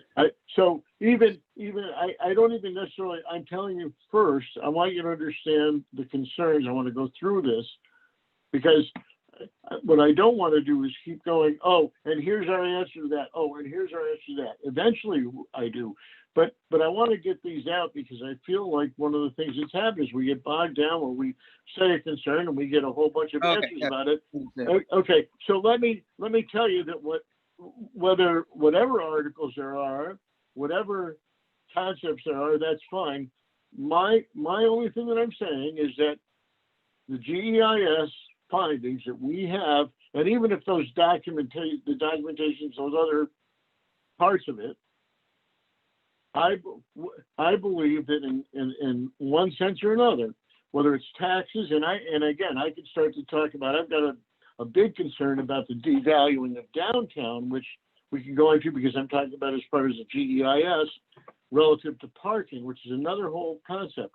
But all I'm saying is that at this point, the findings that you're asking us to come to our own findings about contain language about all this financial stuff that may not be true. I don't say that it isn't true, and I don't say it is true. What I'm saying is that the world has changed, and it may need to be re-examined, and that I can't, no matter how many articles you give me, because I bet you I can find 30 articles on Yahoo that say the hotel industry is great and the apartments are dying. I mean, that's not my point here to argue back and forth with statistics. It's for me to say, here are the issues and the findings. Mm-hmm.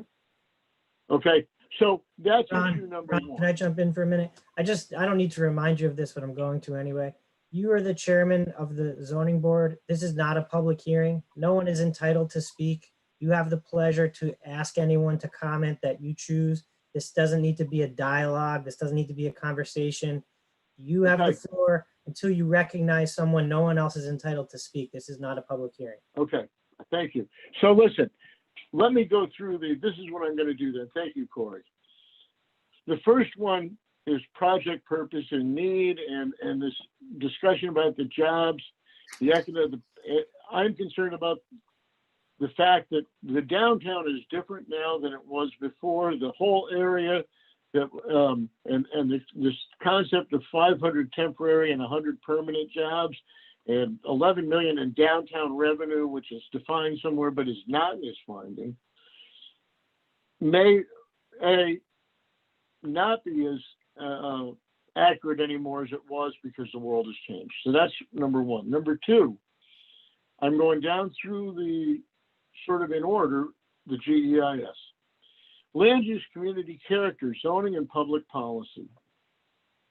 The ZBA specifically finds the above described action, including the SUP application before the ZBA, may not, and I'm not gonna, I went back and forth about will not, have not, and I'm not even sure if it's an appropriate word for a resolution or a finding for us, but I use the phrase may not, may not. Somebody's gonna tell me, maybe Corey, nope, can't do that. You gotta either say it is or it isn't. But for right now, concept-wise, that's what I said, may not benefit the community and may not be consistent with the city's community plans and may have a negative impact. That's what I'm saying right now. Not does, not doesn't, but may. And here are the reasons for that. Footnote 2, under this portion of the GEIS, talks about, it quotes the city ordinance regarding a planned unit development and the ability to vary from the various yard and other requirements, and to provide an alternative permitted method for layout. And do you know why? In order to preserve the natural and scenic qualities of open lands. It doesn't say to have a more desirable project, which is quoted later in the thing.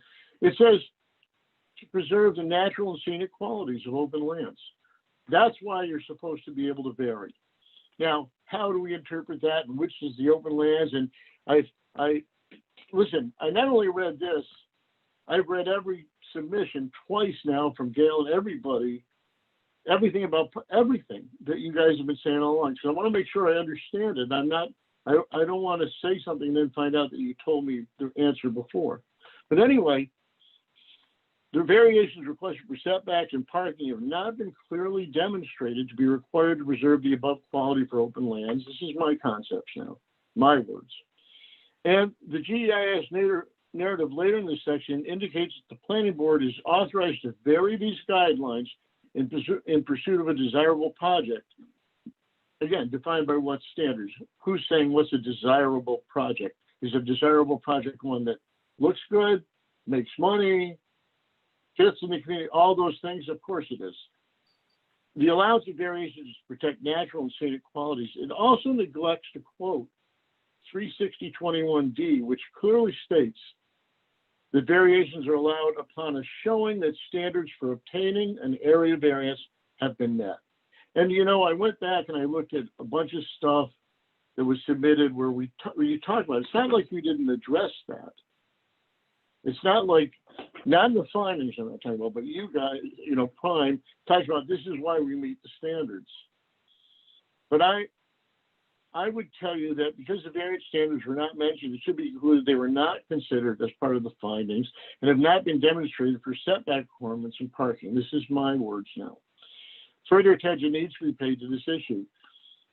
It's also says the parking deviation is justified because the DLMUD is being undertaken in unification with the DAIP, all the parking stuff. And which includes parking, or rather, which includes the parking projects, and that takes care of all the loss on the Durkee Street site. Now, I'm not saying it does or doesn't, but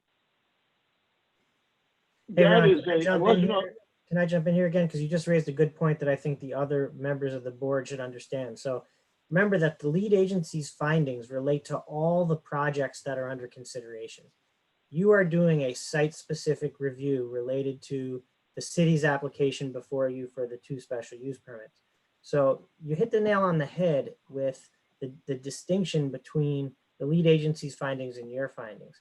Remember, the lead agency is balancing out the impacts of all the projects. They're not looking, as you are being asked to do, with a laser focus at just the impacts of the project that's presently before you. So where the DEIS or the findings say, for example, to the point you're making, that the parking lost by the Durkee Street lot will be replaced in all the other DAIP projects, That's because they're looking at all the projects together. They're saying you're going to lose X amount of parking here, and we're going to make up for it with all this parking all throughout the city and these other places. You're being asked to look at how the applications that are before you are going to have impacts, not all the other impacts. So you raise a good point there, that those are the exact types of considerations that you as the zoning board should be looking at with a discerning eye and referring back to the record to see what is the impact from this project. Right. Thank you. So we need to talk about parking and parking calculations, but most of this comes back to the fact that even the parking, and we've had discussions about this, and I went back and I found back where, I think it was in January, I got a thing that talked about the spaces required, and it said, we need 286, and we've got 286, and that didn't have the 50 in it, then I pointed that out, then eventually it changed to the 226, etc. But the fact of the matter is that I believe that the parking, and this is as it relates to the GEIS, I believe that the parking falls under the same requirement, even though it's an alternate computation that the planning board can approve, it must still meet the criteria that a variance would have been granted. So when we talk about, I'm glad to discuss it. I'm just going through this right now so we understand it. So there's a question about that and whether or not that has to meet that criteria. It seems to me, because parking is listed as one of the guidelines, and they say the following guidelines, and I list about 50 of them, parking is supposed to meet all those, whatever is required in the parking section. Yes, it says they can do an alternate calculation. Whether or not your alternate calculation, aside from whether it's supported or not supported by, say, the Hamlet, it needs to meet the qualifications of a variance. It talks, I'm going through these line by line so you understand, and then you can start to react to them, Charlie. So under land use, community character, zoning, and public policy, it talks about those standards. It talks about the parking deviation. It's acceptable, but it still needs to meet that as far as I'm concerned, the variance that it would have been granted with. Narrative indicates it will have a mix of architectural elements. Now, I'm not sure if I understand totally what's happened with the planning board. I don't like this concept of clapboard and metal panel and all that is not, and I do understand the concept of some modern looks within an old downtown and showing the modernness and all that stuff. But frankly, a big clapboard building does not seem to fit. And I don't know if the council understood that when you look, but I also believe that you've been changing those materials a bit and going to stove brick and some other stuff with the planning board. I'm only saying that I believe that those materials need to reflect in more the architectural style. I'm not saying it can't be mitigated. I'm not saying you can't meet that with proper materials. I'm just saying that's part of that section. And I mention it because the section still talks about a lot of clapboard and board and batten. So Ron, And then, sorry to interrupt you. I just want to jump in again. So yeah. So what you're noting is, and I think this exercise will be helpful for the board to try to start culling together your own reasoning.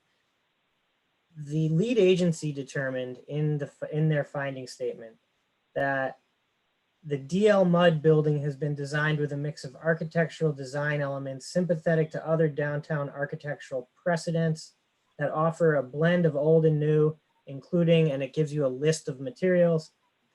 It was the opinion of the lead agency that the utilization of recognized architectural principles ensures the project is compatible with the downtown area of the city and surrounding buildings, while at the same time revitalizing the area of the city with modern development to facilitate a walkable downtown core. That was the conclusion that the lead agency drew from the documents that were before them. You're not required to draw that same conclusion as them. If you find things in the record that leads you to a different conclusion, you're free to make a different conclusion than them. That's a good example of the lead agency's opinion. They said that based upon the following, we have formulated our opinion as follows. If the zoning board as a group, as a majority of the board feels differently about that, then that's the sort of thing that you would put in your finding that says, we don't feel that way. Here's why. Here's what's in the record that led us to that conclusion. Right. But you shouldn't be pointing necessarily to the findings. It's not just that you disagree, it's why you disagree.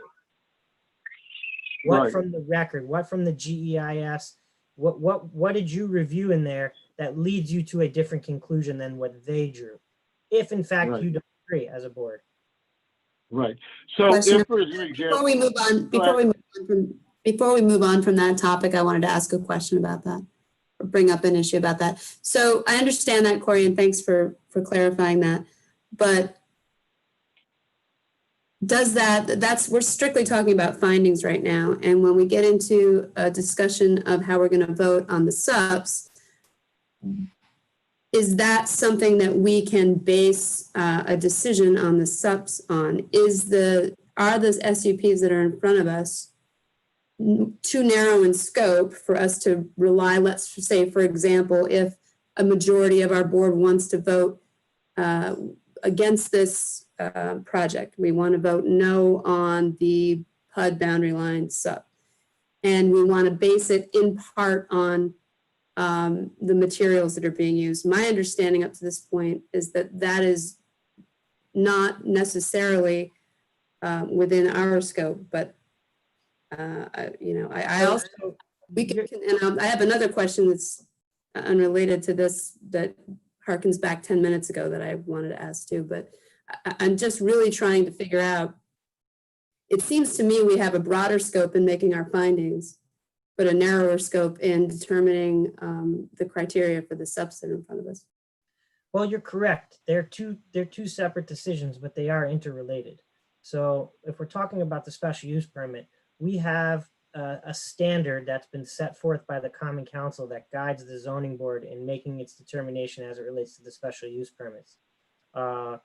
I'm overgeneralizing it, but essentially, and I'm looking at the language, it's that the project has been designed to safeguard public health convenience for the preservation of the general character of the neighborhood in which the building or structure is to be placed or such uses to be conducted.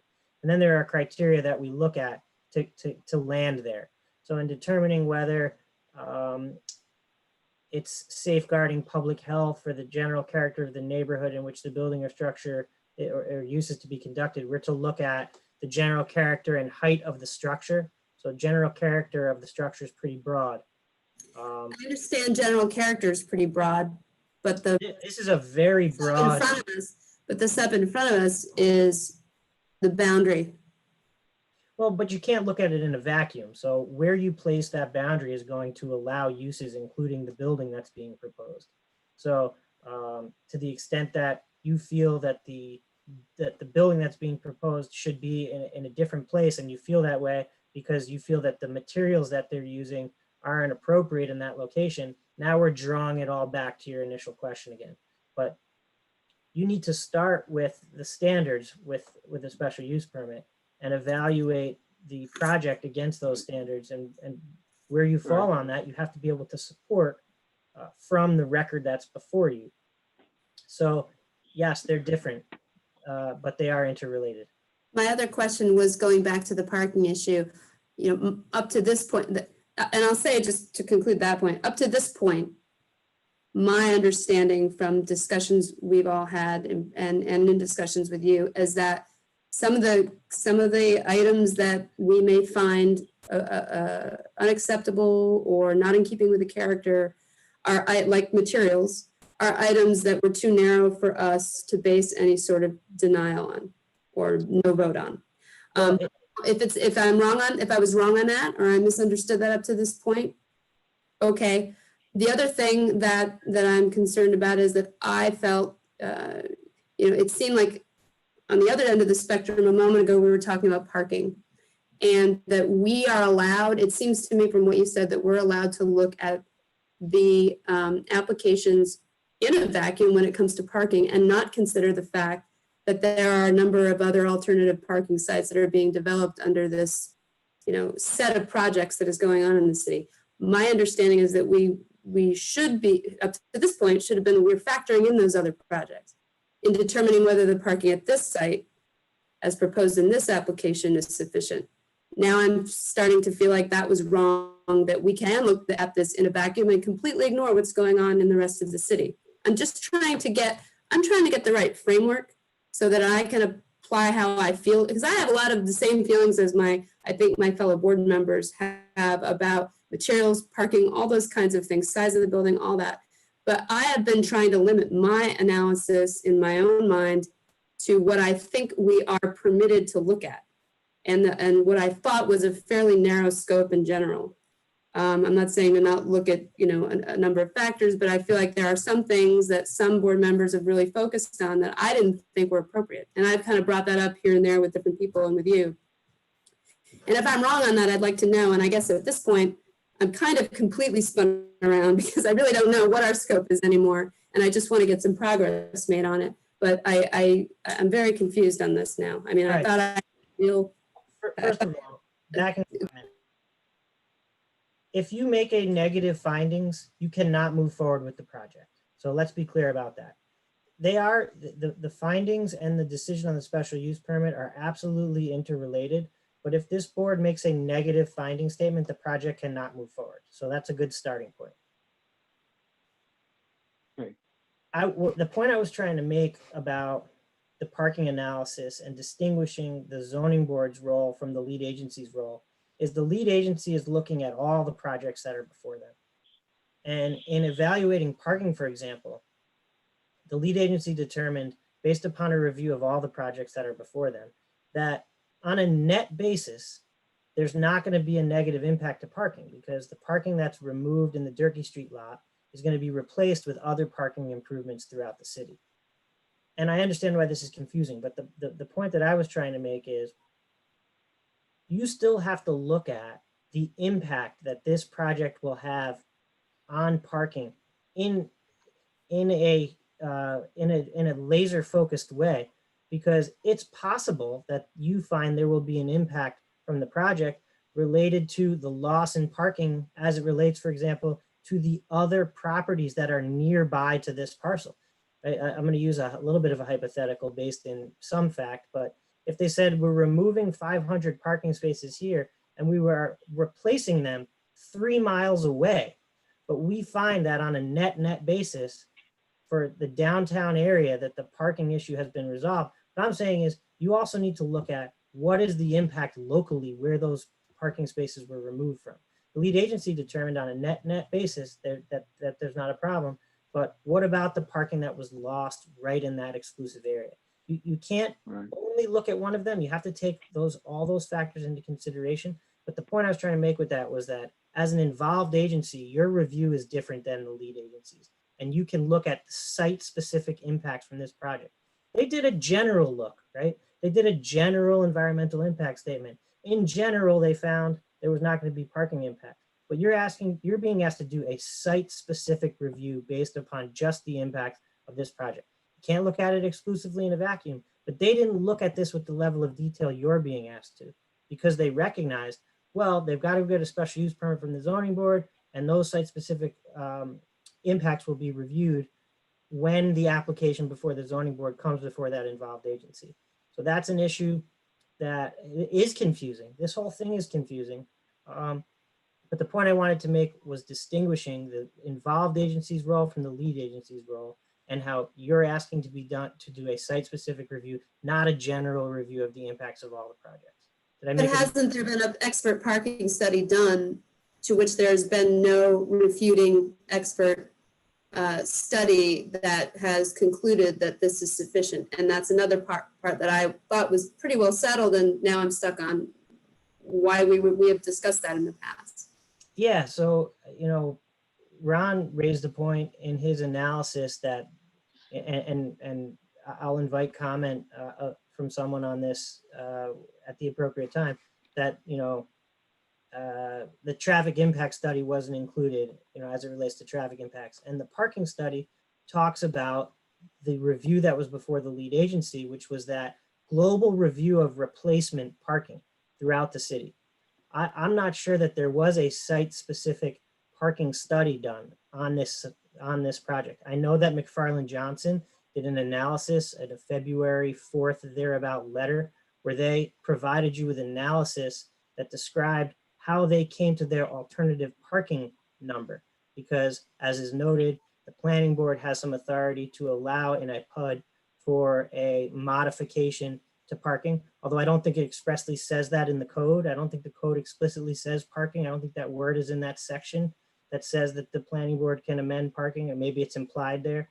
In their finding statement, the common council determined that it does include parking, but they've provided a basis that their parking calculation is sufficient for their use, for the apartments, for the commercial. I'm not sure, and I'm not the traffic engineer, I'm not sure it spoke to the specifics of how the loss of parking on the Durkee Street lot will impact adjoining properties, adjoining businesses.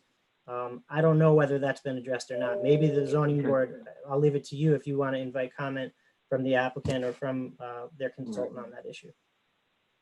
Okay, I want to say also that, again, we're doing two separate things here. One is the findings and the other is the SCPs. Right now we're on findings, but both because something is mentioned in the, I think it's accurate to say that if something is mentioned in findings that we're either agreeing with or portions of, that we either can just leave them out of our findings and say we're not going to deal with that. I don't know if that's an implicit acceptance of that, of the findings. We don't specifically say no, or just don't specifically say yes. But the other thing is that even though we are, and I do understand that we have certain jurisdiction here, we are also enjoined, as I like to say, to make sure that the SUPs meet the 5 criteria, which we've gotten lots of responses from Prime and everybody about why it meets the 5 criteria and why everybody's aware of the 5 criteria, which include general character, amongst other things. It includes adequate parking.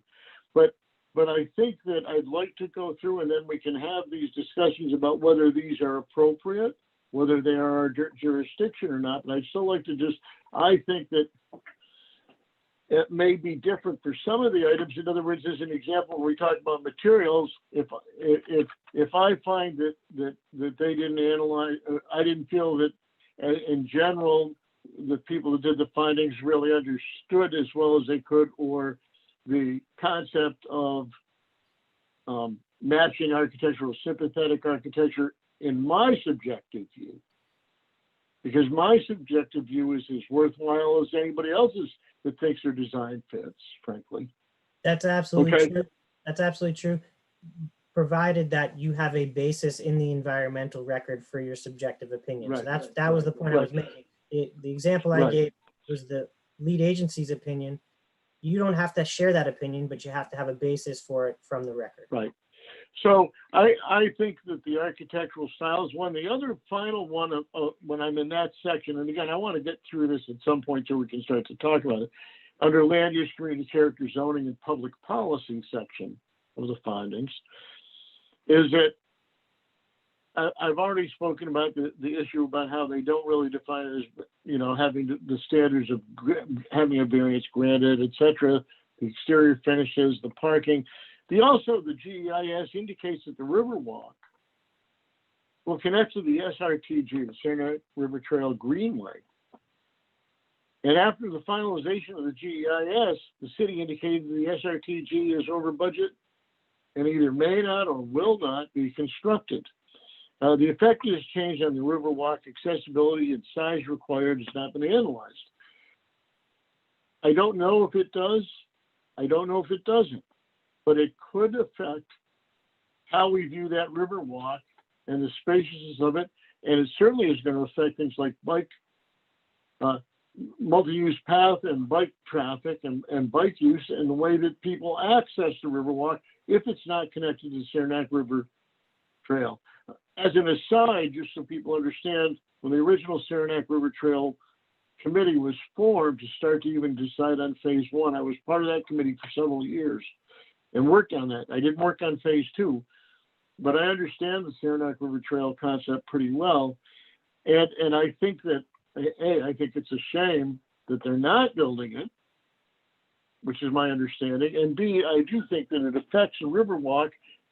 And again, this is something that's said as fact in the GEIS that is no longer a fact. It is no longer a fact that the Riverwalk will connect to the Saranac River Trail. And that means that something at least needs to be re-examined. And we need to understand if it's not going to be connected to the Saranac River Trail, which sort of expands it and gives a little more room. It's not people just cramped into this Riverwalk the length of that process. I think that that's got some stuff. So I can't suggest mitigation, and I'm not suggesting how you would mitigate these concerns right now, but I can tell you that I've listed them, and I think that it's important that they demonstrate that somehow that we discuss the variations for setbacks and parking requested and see if we as a zoning board agree that they meet those standards. And, you know, I've seen a lot of stuff. I read all kinds of stuff about why you say it does. And we get all kinds of applications. Some of them say, does it meet this standard, the 4 or 5 questions? And the answer is it create undue hardship? No. Does it do this? No. Does it do this? No. Some people go right through why, just a second, Charlie, why it does or doesn't meet it. The fact of the matter is the ZBA is the board that grants variances. If there's anybody that's familiar with how variances are granted, what meets our standards, it's the ZBA. It's not the planning board. It's not community development. It's not anybody else but us. You would think that it would be important that the ZBA say to the planning board, yes, this does meet the standards and would have been granted a variance. That's all, you know, so that is that part. Go ahead, Charlie, quickly. But I was just for process, and the planning board didn't let Prime participate to the very end, and I think that was counterproductive for a number of reasons. But one is, while some stuff and answers to your questions are fresh in my mind and fresh in Prime's mind, maybe we should take it by section. So you just did project need and purpose, and then you went into the land use consistency aspect of it. So I do have a number of things that I would like to make a comment on those 2 sections, as well as our consultants might be able to help you contextualize your concerns. But as stated clearly, that's your call. Right, and we will do that. I want to get through this. I worked many nights on this concept, and I really want to get through it. So that is, I've now done project purpose and need, and I've done land use, community character, zoning, and public policy. And now I'm going to move on to municipal utilities. And I'm sorry to dominate this board like this, but I think the board doesn't mind if I speak about this right now. If they do, Kathleen spoke up, and people can speak up as they want. Okay, so the municipal utilities section in general is probably pretty okay because they talk about all kinds of stuff. I'm assuming that the final SWIP is designed to meet the most current standards and codes. That's not an issue. We have quality people working on that. Turner. And that the final stormwater management design is adequate to properly handle stormwater.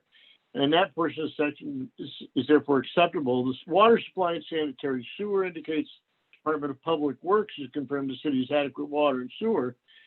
It's unclear to me, however, who will bear the responsibility and cost for the sewer line replacement and additions.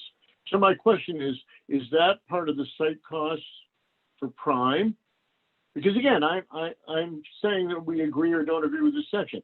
Is that part of the site? Who's going to put the new sewer and water lines in? That's what I want to know. And make sure they're designed properly. I'm just not telling you the question I have. But more important than that, unless I missed it, I read several times through it, there's no discussion in this section concerning electric usage and the adequacy of the existing power distribution infrastructure, as well as the effect on the demand of the city's low-cost electric power. If the infrastructure improvements are required, who bears responsibility and cost? Will there be an increase in power consumption that could affect electric rates for the rest of the city's power consumers? I'm not saying there's a problem. I'm only saying that the GEIS, in all of its thoroughness, did not discuss electric power. Didn't discuss it in the findings. I'm not saying they didn't study it. I'm not saying that there's not information out there, but again, we're looking at the findings.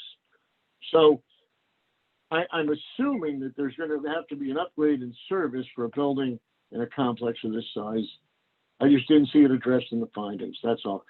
If the information is out there, I'm glad to have it shared with me, but we're trying to approve these or come up with our own findings. That's the section that is missing as far as I can tell. And I looked thoroughly throughout the entire findings. Matt, did you want to say something quickly? Yeah, the issue of electric usage was addressed in the questions and responses to comments that were included in the FGEIS. That was something that was submitted. The city spoke in detail to MLD about the needs and the existing infrastructure and all of that. But it's not in this finding. It's not in his findings. No, it didn't get into that level of specificity. Well, you know what? It's an important thing. We've had all kinds of issues because of cryptocurrency and whether we're going to be using too much power. I'm not saying that this is going to drive us over the same way as a cryptocurrency would. That's not my point. It's a finding that we've been reviewing and trying to figure out what parts we can agree with, and there's a part that seems to be missing in this document. That's all. Now I go to traffic and transportation. The November 2019 traffic impact study is not included. Again, none of these things are included. I'm sure there's a basis for all of these and a lot of other documents, but that's not what we were asked. We're talking about review of the final GEIS that I have here, which is this 40-something page document. The November 2019 traffic impact study is not included, nor is it indicated who performed the study. Without a copy of the report, as well as qualifications of the performers of the TIS, the conclusions of no significant adverse impact cannot be verified. The changing of Durkee Street to one-way is indicated to not require mitigation because of traffic delays. That's part of that study. The slanted parking is not discussed in the GEIS, the diagonal parking. And the effect of vehicles being backed out into traffic is not discussed in the GEIS. Again, is Durkee Street some concern? Does it's contiguous to the boundary of this property? It affects the boundary of this property. The boundary and how we do it. And as a matter of fact, if we start to talk about the boundary and how you have to move stuff to make sidewalks whatever size and make the parking whatever size and so on around the building. But anyway, there's no discussion of the effect of one-way traffic on delivery to business on Turkey and Bridge Streets, not in this document, I'm sure. Who did the TIS, can I ask? Chase and Companies. I'm sorry? Chase and Companies is part of the GEIS. Okay. So those are some concerns about traffic. Again, this portion of the GEIS also indicates the Riverwalk will be connected to the SRT, and since the SRTG is not slated for this section, this could affect bicycle traffic and other pedestrian traffic. So these are things that I'm not sure we can verify to support. That's what I'm doing with these. They may or may not do it. I'm trying to tell you the areas we have a difference. Parking, the GEIS indicates that alternate methods of calculations are allowed to be considered by the planning board, and that current parking requirements have not been amended in some time. Final calculations are not shown as part of this section, and the reliance on data provided by the applicant as a basis for determining parking is not clearly presented. I'm talking about in the GEIS. I'm not talking about, you guys have put out plenty of stuff about why you think that your parking computation and calculations are okay. But I'm talking about, they don't demonstrate if their conclusion for less spaces than the current code requires meets the standard for obtaining a variance. The entire PUD is not being analyzed for the parking calculations, as the existing ICB building has a parking deficiency. And based on square footage, which is not included in this. The GIS also indicates the Common Council finds an abundance of vacant parking areas can disrupt achieving a walkable community and commercial development in the downtown area. There's no indication what data the council used to reach this conclusion. The conclusion may also be contrary to the needs of the other property owners downtown. So this says that all I'm saying is when we're talking now about the GEIS and parking, and the GEIS says you can use an alternate method. It doesn't talk about meeting the standards of a variance. It's an extreme amount. I don't think the issue so much, frankly, is whether the project can meet its parking needs. I think the issue is whether or not there's 50 spaces left over based on the fact that you are not meeting close to the current code or the standards to be granted variance. And one of the, and again, there's so many submittals and comments and things back and forth. But at one point, somebody said something to the effect of that the current code doesn't talk about visitors and you assign some stuff to visitors. The current code actually doesn't talk about it. But the reason for part of the reason for the current parking calculations is because it's assumed that people will have visitors. And that's why it's not assumed everybody's going to have 1.5 cars or 2 cars. It's assumed that there will be visitors and there needs to be space for visitors also. So that 317 spaces required, if that's still accurate as to how it meets the code, depending on restaurants. And you saying 226 or 236 is a big difference. And whether or not it meets that standard, standard, and again, is the council well-versed in granting variances? Is the planning board well-versed in granting variances and understanding those standards? That's a question. And certainly the question about, there sort of seems to be this answer of, well, we're going to provide less spaces because it makes it more walkable.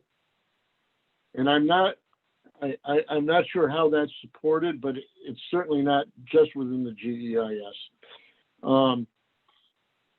When we go, and again, I'm going right through these. I know you have lots of comments. I'm not ready for them. The physical and economic conditions. This is where we'll talk about the pilot. And I would tell you that relative to the GEIS findings, if we're being, again, asked to support this document or agree to this document, and I think early resolutions had us talking about the pilot being good and had us talking about pandemic being okay. The first question I have is, I don't believe that the pilot agreement now in this GEIS is the final version of the pilot agreement.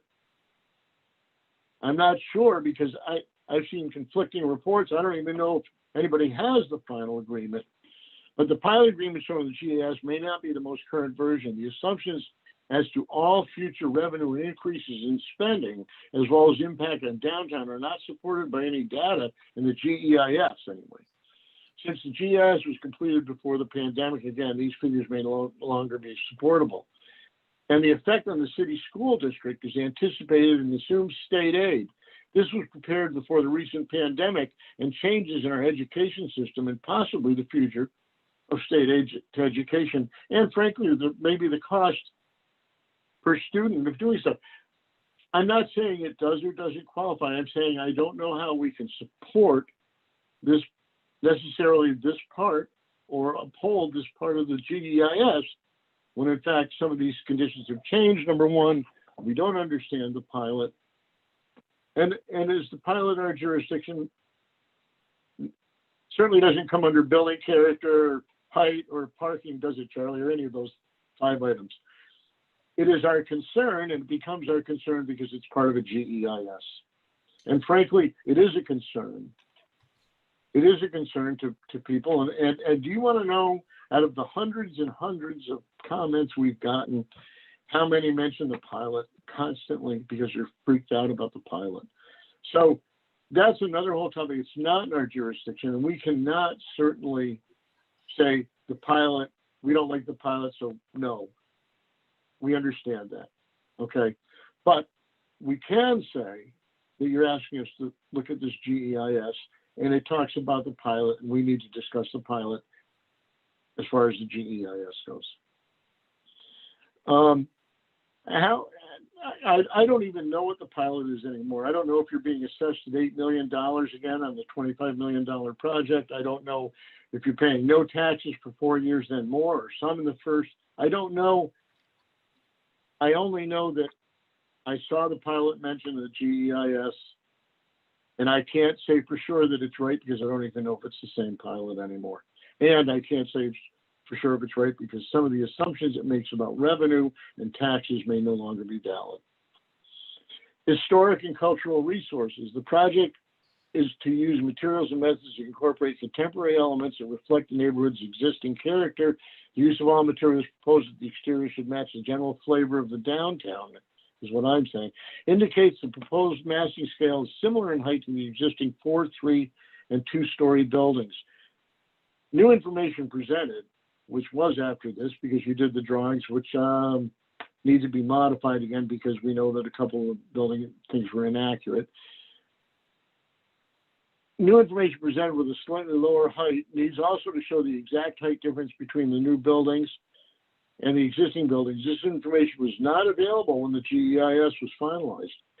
There were all kinds of renderings and stuff, but nowhere until you started to do it with me did you actually present straight on elevations that said the top of this building is 37 feet, the top of this building is 62 feet, or whatever it is. Okay, so I think that that's something that's changed since the finalization of the GEIS, number one, and I think it bears looking at with that comparison to understand this. I do think that you made some good strides, partly with the planning board about moving the mezzanine back. I do, and so on, but I think that it's something we need to look at. This the height that's talked about in the GEIS, they didn't have the same information. Okay, and again, the materials, I think you can find all kinds of materials, and my understanding is that you're going to more like stove brick and other faux masonry as opposed to clapboard. Is that, I don't know if that's true, but that's good. Recreation and open space. The Riverwalk may not be connected to the SRT. This change was made after the GEIS. This may impact recreational use of the waterfront and the bicycle and other traffic. And the proximity to the building, now we're going to hear something. The proximity of the building to the Riverwalk, if the setback variations sought are approved, could impact the enjoyment of the Riverwalk. Visual resources, reestablishing of the street edges and maintaining setbacks similar to the existing buildings does not take into account, this is my words now, this is my reaction to what was said in the GEIS, does not take into account the overall height of the building and that it is a high rise with setback requirements because of height. New information, including actual height differences between the new building and surrounding buildings, need to be examined to determine if the massing scale, as indicated in the GIS before, is as indicated in the GIS before the new information was available. Discussion of the exterior materials indicates they'll be sympathetic to other downtown buildings. So it's a high rise. It's required to have 3 feet per story as a setback from property lines. This would require 15 feet of setback from the property line. Current plans do not provide this. All building elements should be moved to meet the 15-foot setback requirement. And that's, I'm going to tell you that I don't see, now we'll get to something that's meaty a little bit. And I've been saying, this is not a surprise because I've been saying this for a long time, but I don't see how the 3 feet and 4 feet, and I know it's a little more on Turkey Street, but especially the 4 feet at the Riverwalk and the 3 feet on Bridge Street meet the requirements to have been granted a variance, number one. But I'm just telling you, I don't see how they do. And number two, I don't see why it can't be done to do that on those 3 sides without affecting parking. And if the building gets smaller, you do more 1-unit bedrooms. But I'm going to tell you that I don't believe that visually, you know what I did? I went and stood down next to the one building that's close to the same height as you, and that is the furniture place. And I also went and stood next to the 4-story building owned by ICB and stood there and just looked at, and I had my tape measure. And I looked at 8 feet and 15 feet and 4 feet and 9 feet. And I'm going to tell you that that's where we're getting into, that's recreation, that's visual resources. Other than that, and that's, of course, I saved that for last because I didn't want you fuming about it the whole time. The fact of the matter is, that, just a second, Charlie, I'm almost done. The fact of the matter is, these are what I have looked at and I've discussed with some other board members, these concepts. These are concerns that I have about the GEIS and our findings for them, number one. Number two, I think some of them are pretty important and do affect what we can approve for an SUP. So that's a start. There we go. Charlie, go ahead. Before Charlie, briefly, though, please. Charlie, before you get into it, Ron, I just Sure, we wanna- would just like to reserve some time to rebut a lot of the comments that were made. I'm sure you would. Yeah, hold on. Go Ron, ahead, Lori, just want to remind you that although the findings and the determination on the special use permit are interrelated, you're not bound by the special use permit criteria in doing your environmental review. Those criteria in the special use permit are exclusive to the granting of the special use permit. The environmental considerations that you look at when formulating your findings, you're not bound by those criteria. Further, if you make a negative finding on seeker, the project cannot proceed. So you don't have to worry about the hamstringing yourself with those criteria as you evaluate the environmental impacts. Are we good on that? Yes. Okay. So the first, Charlie. Yeah, the first thing, I'd like to bring to the board's attention. First of all, I'd like to welcome Mark Shackner to the Zoom meeting. He is again the city's SECRA special counsel. I think we would all benefit from Mark's participation to the extent, a lot of people have mistrust in the applicant sometimes. Mark is by far an expert in SECRA throughout the state. First of all, what I think the tone of what I was just hearing was very, very negative. And a lot of these issues we've already worked through and we've mitigated to the maximum extent practicable that we can. This is a GEIS. You are doing a finding statement to a GEIS. Some of the things when the GEIS was done weren't yet examined because it's generic. It's not a regular EIS. So to the extent that those project changes, which were mitigating measures, fall within the thresholds that were studied within the GEIS, they do not then need to be studied again as what I believe you were indicating. Second of all, the finding statement does not need the traffic report attached to it.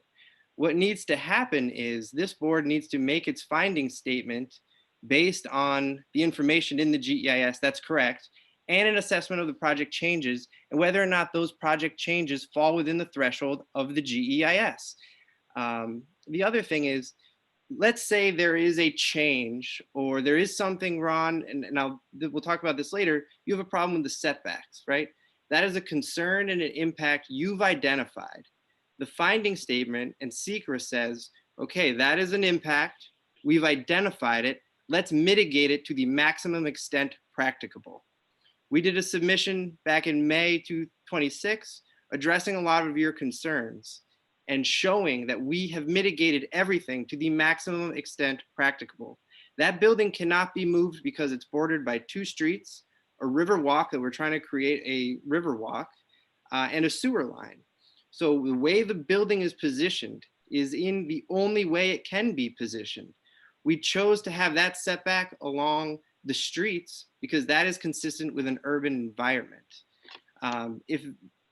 if we move the building, there are other impacts that might be greater. So we need to focus on what we have mitigated, how we've mitigated it, and is that enough? And we feel as though it is. So I'll And start. Charlie, to your point, Charlie, that is the opinion and that is the materials that you presented into the record. And that is what the zoning board will be evaluating. They will make a decision about those issues. So you've submitted your testimony and evidence into the record, and they will evaluate that. Just because you've submitted it doesn't mean that that is conclusive on the question. You've submitted those materials, you've given your position and your opinion, and the zoning board will then evaluate. And there's nothing in the record to rebut it, but if I could only continue, okay, you just listened to a lot of concerns that I have to rebut and to talk about. Otherwise, we make no progress. Okay, I just want to be okay. clear though, Charlie, that the zoning board has the materials that you presented into the record. But what I want to caution you about is instructing the zoning board that just because you've submitted something makes it so. Okay, so I appreciate that you're an advocate and you're representing a client, but please bear in mind that you've presented testimony into the record. The lead agency has made their findings, and all of this exercise is in furtherance of the zoning board making their findings. So Sure, it's great. I'm well within my right to advocate and to say the liability of assessing otherwise. I can't hear you while I'm speaking, Charlie. So let's go into project need and purpose, because I think Dean can help here. Dean DeVito from Prime. Things have changed. COVID has changed. So I think a productive process is to have Dean explain, which he's done so in writing and verbally, what are the challenges we see in the COVID era. Other than that, economic impacts are too speculative for us to evaluate right now. Dean has expressed that the challenges would be commercial in nature and not the renting of the apartments and so forth and so on. So he can discuss that. Okay, Ron, are you interested to hear from yeah. the applicant on anything having to do with that? No, I want to, information. I got it. Listen, I heard Dean talk about we may have trouble renting this, but more people can't afford to buy homes. Sure. So that now they're going to rent for $1,200 or $1,400 one bedroom apartments because they can't afford to buy a home. But that's not the issue here. The issue is, and I'm going to, and in a sense, Corey's correct, but I want to talk about it in this way. I've been wanting to do this for a long time, and I'm going to say it to you this way. I'm going to tell a story, and I'm sorry to be long-winded, but years and years, I do a lot of construction. I've been in construction for a long time. Years ago, I did a job for Pyramid Companies, perhaps one of the nastiest companies to ever work for. I did a lot of work for them. They're one of our clients. I had these, good for you. And I did a lot of work for them, okay, at malls and all kinds of stuff. I had a project manager, Polish guy named John Padoba. And when I was trying to get contracts with him, he would say, Ron, you must remember who is buying and who is selling. We are buying, you are selling. You are not doing me a favor selling me your goods. I am doing you a favor buying them. So Charlie, what I'm going to tell you too is, let's remember here who's coming in and going, please sir, may I have some more? You guys are asking us for a special use permit. You're not doing us a favor, and I want you to understand this because this is important. We're doing you a favor. We're the ones who are being asked to give you something, a special use permit to do this, and it affects the community, and we are enjoined to make sure that if we grant those special use permits, that we do so after you meet 5 criteria and that you've worked together with us to meet those. Sure. So to say to us, oh, we've done all the mitigation that's possible. That's all the mitigation that you're willing to do, maybe, but it's not all that's possible, because I can tell you right now, there's no reason whatsoever, sewer line or not, it's a $25 million project. There's no reason this building could not be 15 feet from all 3 of those property lines. There's no reason. You've said, oh, it's the best we can do. It's the only way the building fits on the site. I don't necessarily agree with that. And in this particular case, I'm not just a lay person. It's what I do. So I guarantee you that, and you could probably still fit 115 apartments in it. You might have to put a couple more one bedrooms or something like that, but you could certainly do that. When we asked you, But we would lose parking. oh, what about, wait, when Well, we asked you about the sidewalk, and you said, oh, look, we made it 8 feet. How'd you make it 8 feet? You went to the city and said, shrink Bridge Street. You didn't move the building. You didn't do anything that affected you. You shrank Bridge Street to get the 8 feet. That was your method of mitigation. I don't want to be adversarial, and listen, we like this. This is a process that we are heavily invested in as volunteers and as a board that does this for a reason, and it's to protect our community and foster responsible development. Can you be a responsible developer? I'm quite sure you can. Can Prime do a good job? I'm quite sure they can. Okay, but we need to get to a point where both the board and the applicant agree that we've gotten to the best thing for the community. That's where we need to be. And to just say we've done the best we can and we've already mitigated all those things, maybe not. So, and other board members may disagree with me. That's not the issue. But I gave you my concerns about the GEIS. If you want to start talking about my concerns about the SUP, I'm glad to talk about that too. I don't know how much time we have. We can go as long as you want. But the fact of the matter is that we need to do this in a responsible and cooperative manner together, not just saying, hey, come on, we've talked about this long enough. We've done everything we possibly can to mitigate. Because I don't actually believe that's true, number one. And number two, I think that we can reach agreements and we can work together to get a successful project. But it can't be, we're the ones granting the special use permit. You're the ones asking for it. Let's just remember that. So I agree with that statement, but the frustration you're hearing and the comment that I was making is, of course, we are the applicant. We're asking for this project to be approved. However, it's not just a please approve this project.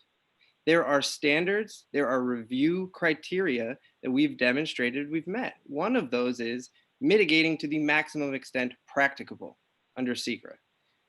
So I'll move on to the land use issue. And there's a lot of talk about, Ron, you had mentioned the nature and scenic quality and the deviations and who grants those deviations.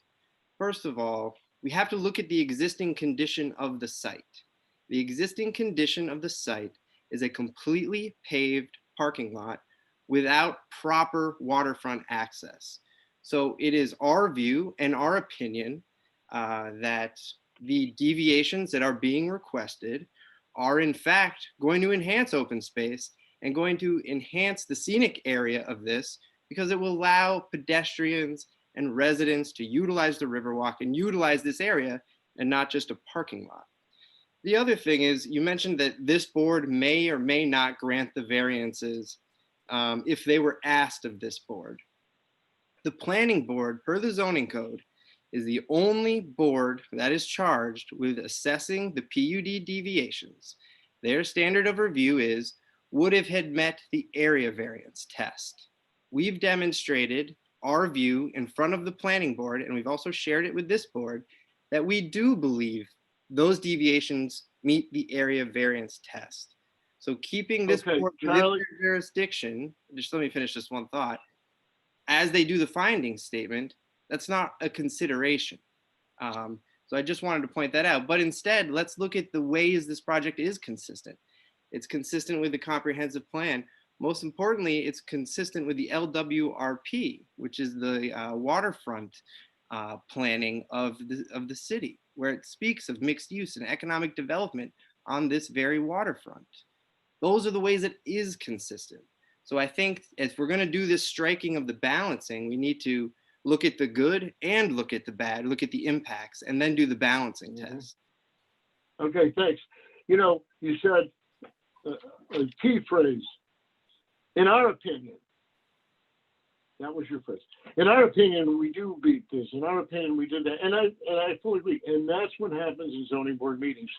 An applicant comes in and says, you know, in my opinion, this is a good idea to grant this variance or this SUP or whatever it is, because in my opinion, we meet the criteria for it. I've answered the 5 questions. I've done this, I've done that. And I really think it's good. And I don't think the effect on the neighborhood is that bad. And meanwhile, somebody else will come and say, oh, I think the neighborhood is going to suffer terribly because of this.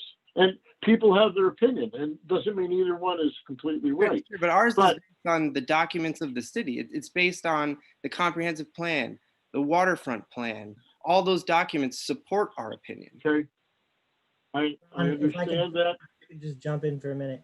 You know, this is starting to be counterproductive to what we're trying to do. On the one hand, Charlie is pushing for and his client are pushing for the zoning board to render findings and make a decision. You know, Charlie was an advocate for the closing of the public hearing because he felt that we were becoming repetitive and that all of the issues had been aired and the grievances aired by the public. Here we are just rehashing. So this is really the opportunity for the zoning board to come to your conclusions. We know Charlie's position. It's well documented. He's reiterated it numerous times. He's submitted into the record. Charlie believes that his client's project and that the city's project won't have a significant impact, that you should issue a positive finding statement, and that you should grant special use permits. What you need to now analyze as a board is where you believe the analysis of the environmental record leads as to whether the project strikes the appropriate balance, whether they have mitigated to the greatest extent practicable, and whether you can issue a positive or negative finding statement based upon the record. And if you issue a positive finding statement, move on to make the special use permit determination. And if you find a negative finding, then the project can't proceed.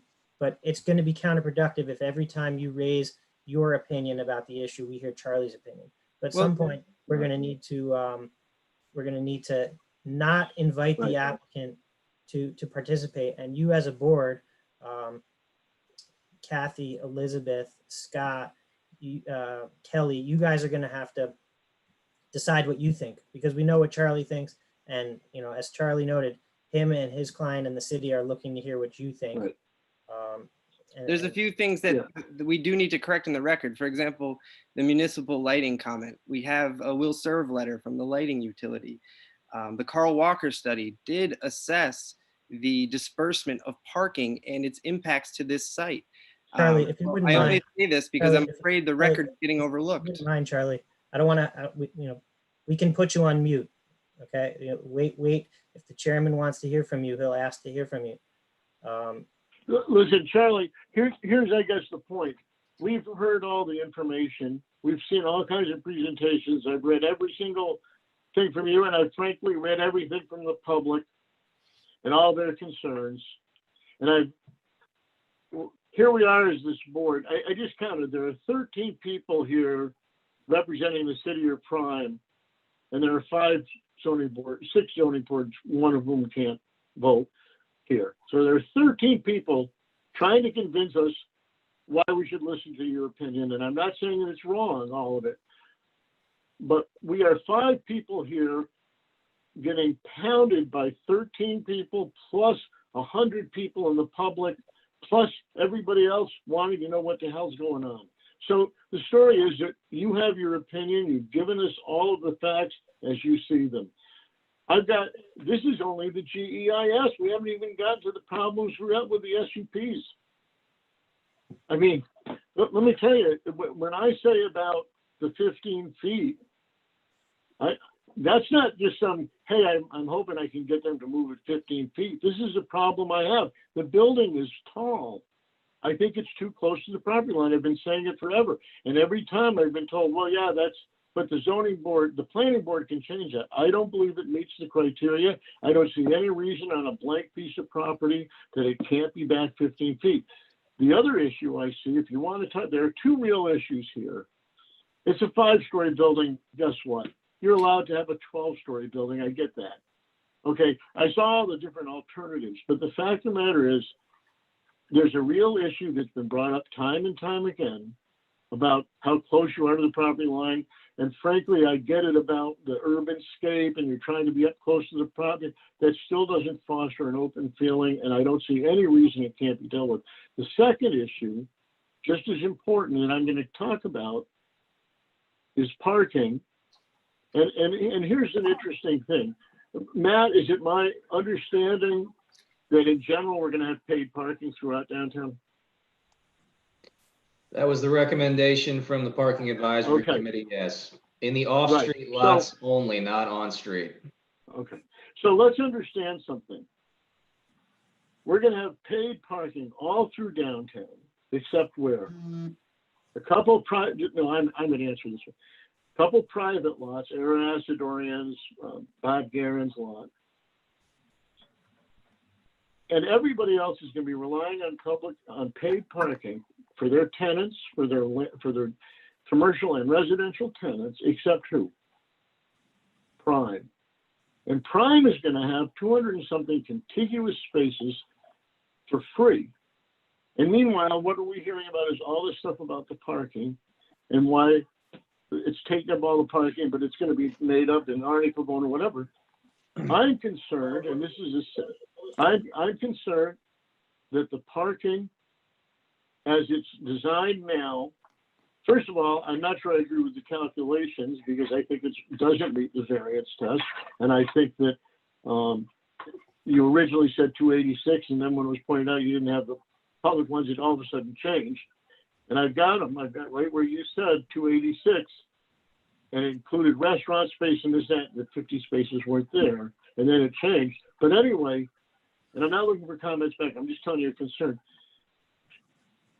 Everybody else around you in downtown is going to have paid parking except you. Everybody else. And they're going to rely on paid parking for all of their residential tenants, all of their commercial tenants, except you. Oh, and Matt, you guys park behind City Hall, so you don't have to rely on it, I guess. But the fact of the matter is that that is an impact. And when it says that a PUD will provide adequate parking, oddly enough, what it doesn't say is for the PUD. It says it will provide adequate parking. Ron, and there's a, wait just a second. Yeah, sure. And the fact of the matter is that I'm concerned that as your revenue and your value of your property goes up with parking, and this does affect the boundary. This is a parking calculation you're asking us to look at and say it's okay, and the planning board to say it's okay. But you're going to have 50 spaces, but you know what? They're going to be paid too, and there's going to be this fuzzy line because some of those are your commercial spaces that they can use also. And if you in fact believe the 286 is what you really need, there won't be any left, and especially if you take in the ICD portion, there won't be any left. But the fact of the matter is, I'm not sure, as far as your plan goes, the idea of having 50 spaces paid as opposed to you having the advantage of having unpaid spaces. And you can say this isn't my jurisdiction all you want, but it has to do with your plan, it has to do with the GEIS, it has to do with the fact that you are to provide adequate parking as one of our 5 criteria is a huge concern. I don't think that it's an unlikely, I think it's an actually likely scenario that what's going to happen is that as you have your paid parking right on lot, or your free parking right on the lot, the rest of downtown is going to find out that they can't rent for as much, if at all, and eventually they're going to be going to the assessor and lowering their assessments and therefore tax revenue. But that it's all speculation. That's an effect of, just bear with me, that's an effect, I think, of this. The real issue is whether or not your parking calculation based on the hamlet, and you're saying that there's no parking there, and that's your opinion, is an adequate representation of how much parking you're going to require, A, and B, whether the rest of that parking that's for the public should be paid. Because that's what your plan shows. Shows a gate and they're paying for that. And I think that is, that's a concern, and it ties directly to your parking calculation. And one of our 5 criteria is that you provide enough parking. So just because the planning board can approve that doesn't mean that we have to, as part of our special use permit, say that we agree that you're providing enough parking at 226. Ron, may I speak? So, Go ahead, I'm sorry. who's that? Dean? Go ahead, Dean. Yeah, Ron, and I appreciate everything that you're saying. And, you know, certainly this is a process. Certainly everybody's going to run to their own opinion. As a developer, we've been at this for a year and a half. We have other projects that we, you know, are working on. At some point, we have to say, we've done what we feel is our best. With respect to parking, we're building a significant structure to be able to have parking under our building, which is a lot more expensive to allow for more parking for the city. And I know for every point, there's going to be a counterpoint. And you know, we've been through the GEIS process, and you know, we at some point we have to rest and say we've done our best, and it's either good enough or it's not. And we're kind of at that point right now. And you know, and again, you know, we're not asking for everybody.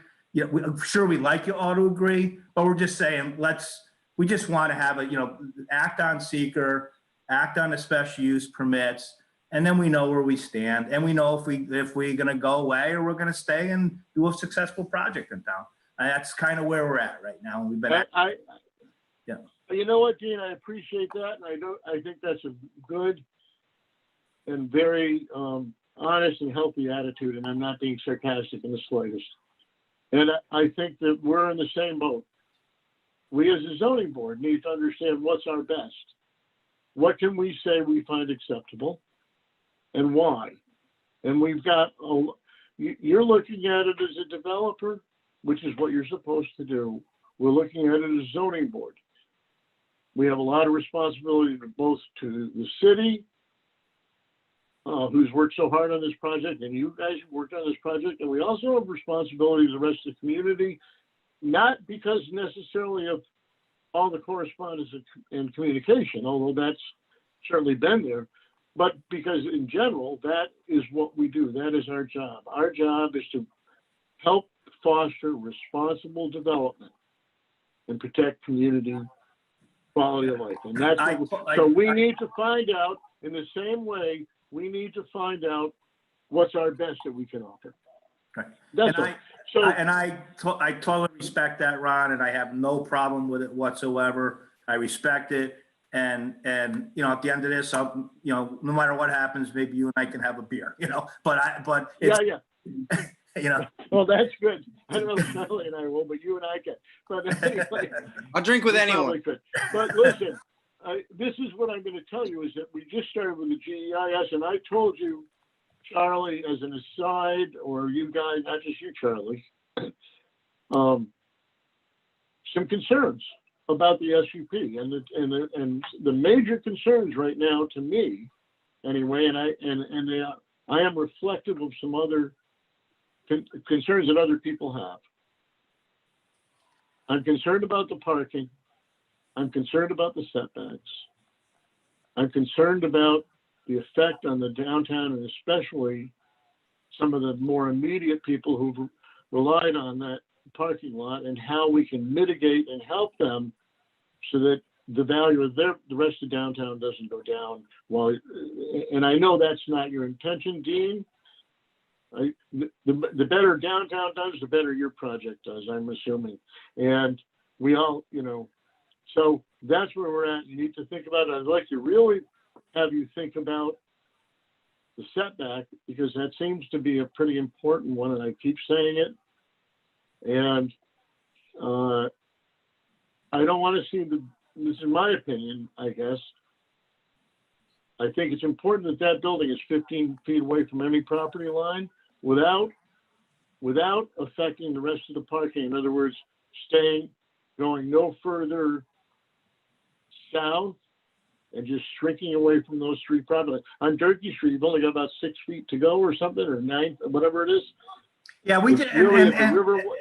and maybe it's a compromise, Ron, not to, sorry to jump, but like what we did in the front, because we did hear this concern and we took and we cantilevered the second floor. So we created a covered walkway in the front. Right. So let's talk about that. Let's talk about the parking a little bit and understand, this whole parking thing, by the way, is more about definition than the number of spaces. You providing 286 spaces isn't necessarily the problem. The problem is that of it meeting your needs. The problem is of it meeting the public parking needs that the parking studies and the rest of the city want from you, and meeting the needs of the property owners around there who are so severely affected. So I'm just telling you some issues that we have. I've talked a whole bunch, more than I should have maybe or not, but anyway. Our next thing is to come up with findings, I would say. Correct, Corey? That's what this whole effort is to get to a point where the board can come to a conclusion on its findings based upon the environmental record, so that we can either proceed or not proceed with the special use permits. You've given a good start to the other members of the board. They now have your thoughts and comments, and for them to agree, disagree, expand upon, revise, modify. And once you as a board have come to make your findings and understand your support from the record, then I can help memorialize them in a positive or negative finding statement. A potential path forward now is to continue to collect everyone else's views. Now that you've, as the chairman, you've sort of carried the laboring oar, you've made a draft. The members are now have reviewed, they've heard from you. I might suggest that it might be appropriate, for everyone to continue to provide their comments now here at this meeting, after the meeting, and hopefully that will culminate in a determination. Right. I do want to ask, do other board members right now, I'd like to see if there are any comments or questions about this, and I'm sorry I dominated it so much, but I'd like to just see if any board members want to talk about this, say more. Ron, I think you did a pretty thorough job of covering any concerns or thoughts that I had. Okay. Ron, I think the time is for us to really take a hard look at what you've started, modify it, come up with it based on, or get the backing of our feelings and get something to Corey or in conjunction with Corey. I guess I'm of the opinion it's 10 o'clock now, not start into it. Figure a special meeting of the board only, public, but the board only with Corey, and work only on this without discussion back and forth with the applicant. Because we've all determined we're just rehashing the same stuff over and over again. It's time for, as Corey said, it's time for us to set down our findings. As Charlie noted, Mark Shackner, the city's seeker counsel, is here. I don't want to put Mark in a strange position, and if I am, he'll let us know. But Kathy, Scott, Kelly, anyone on the board, to the extent that you're still confused, and I apologize if I was the root of that confusion regarding your charge vis-a-vis seeker. This is an opportunity, if Mark wants to comment, if you do have a specific question for him about process, this might be an appropriate time to ask him that.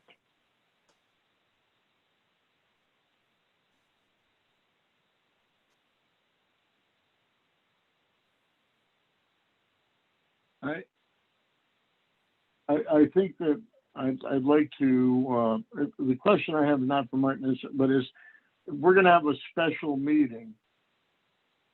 Is that a public meeting that we would have as a Zoom meeting with Corey?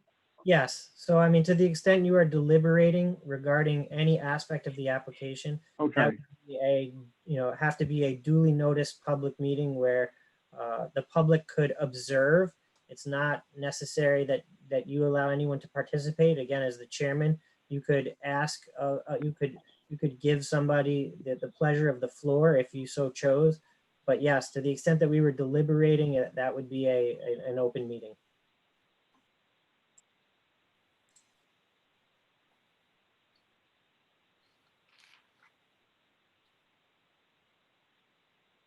okay.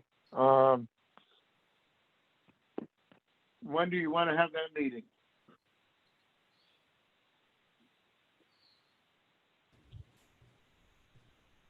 Chad? I think the sooner the better. I mean, I have no problem with doing it next Monday. Sure. I agree. Okay, so I hate Monday to is be the a 22nd. spoiler. I'll be in New York City on Monday. Sorry. Tuesday, I'll be here. Does Specifically, it matter if it's a Monday? Monday's for the planning people? board meeting, I think. Monday is the planning board meeting. So we shouldn't The have it. 22nd? The 22nd? Yes. I'm fine with Tuesday. I'm good with Tuesday. Tuesday, the 23rd? Shalice, from a noticing standpoint, is that enough time? Yeah, I have to provide the notice tomorrow to get it to the press tomorrow to get it out to run on time. So Tuesday Okay. works the best. I'm good with Tuesday. Again. What's that? I am good You're with good? Tuesday as well, yep. At 6:30? Yes. 6:30 or 7, doesn't matter. So let's start at What's better for 6:30. people? 6:30 is fine. Are you guys Kathy, doing is a that good for pre-meeting you? or straight to the meeting? Basically, the meeting is going to be like the pre-meeting. It's a working meeting just with the board and our lawyer. And probably Joe will be there. Okay. I'm assuming, Joe? Yes. And anyone else can watch it, much like the public would. Before, and I completely appreciate that we might not speak at that meeting, but would the board like any explanation of the materials that we submitted later in May that were in response to some of Ron's comments related to building height, some additional renderings that he wanted, because we submitted those, they're in the record. So to the extent they apply to anything you'll be doing on the 23rd, let us know. Well, yeah, Charlie, actually, when we did that last meeting, we talked about, getting true heights of the buildings. There were a couple of buildings that were off, I think. Dude, I don't believe we got those corrected versions of those, did we? Yep, we got the corrected versions. They were done in a similar presentation with the section views. And the building heights were determined by the surveyor. So they were surveyed building heights. You had a surveyor do it? Yes. Yeah, Sutherland's did that work, Ron. Okay, great. Perfect. So that information All right. is refined. And the other stuff is in there that you requested. Just let us know if you would like. Great. Okay, so we're set with that then, and it was done by a surveyor. Great. All right. No, if we do though, we certainly will get a hold of you as soon as possible, so you have time to respond to that. I would like you, Charlie, to start to think about some of the other issues we discussed, specifically setbacks and parking, just concepts on the parking more than anything, frankly, and setbacks. So we're going to meet and we're going to try and finalize our findings at the meeting on Tuesday, the 23rd, correct? And other than that, and then after that, once we get the findings done, hopefully we can get them that we can agree on something that's not negative so that we can move to the SUP discussion, correct? And work on that and try to get that resolved. We'll see what we can do about having another, the following Monday, I don't know if we can get it done so quick that we can have it ready for the 29th as an example. And the following weekend is after 4th of July. The following Monday is after 4th of July weekend. So it wouldn't be a Monday. It might have to be later. But we'll do what we can. And Charlie, I didn't forget what we discussed early on in your acceptance of the fact that you understand that we're going to take some time and we'll do what we can to be as expedient as we can. Sure. So what I said in the beginning was we would be willing to provide an extension of that 62-day limitation to the next special meeting. So to the extent you need it in writing, let me know, but that will go until 6/23, as I believe the 62 days is up on 6/22. Right. So are you saying that you only want to extend till the 6/23 meeting? And I think we can reevaluate at that meeting. Okay. Because we won't be ready then. I can confer with the client after the meeting. Okay. That's what I have. Yeah, we can establish now, what's a reasonable time, Ron, that you guys think you would need to get through it? Listen, I want to be done with it as badly as you guys do. I mean, I'm really serious about that. So I don't know. I can't tell you, but the 4th of July is going to mess it up. I'd like to be done in July sometime as soon as we can. I don't see it happening in June. Today's the 15th. We got to get a findings done, and then we got to sit down and talk about we have to do another whole resolution for the SUPs. I know Charlie would gladly write it for me, but you'd have it tomorrow. Yeah, I think I have it. But You think, Ron, it's fair to say 30 days to try and get everything worked through? And we can evaluate if we have to at that point, but that's not. Well, yeah. There's no sense setting a date, set a time that's not. Hey, Dean, Yeah. our next regular meeting would be the 20th of July, which is earlier than 30 days. So 30 days would be, Corey, does that make sense to you? I don't see any reason. I mean, it's up to you guys. You guys are the ones that have the homework to do, and you have the tough decision. But certainly, I will facilitate getting resolutions drafted as soon as you come to your decisions. Right. Kathy, is that okay with you? Yeah. Okay. Scott. Okay. So Dean, that's for practical person, Dean. We will look at if it's the 22nd or 23rd, and our meeting in July is the 20th. And we may be able, I'm not saying this can take necessarily that long, but it probably could. We'll do everything we can to be done 30 days past the 62 days. Yeah, and just set a realistic time. There's no sense setting the time that we don't. I don't disagree. Absolutely. Yeah. And then, again, I've offered this before, but if anybody has questions, suggestions, Ron, construction, maybe you got some ideas that I don't, that we can figure out something on the offset, but it's like we did in the front and whatnot, I just, I want everybody to be comfortable with their decision in the right time, but I think we're at the point where we need to just try to get there as soon as we can realistically. So. Okay. Yep. All right. Does anybody else on the board have any other questions?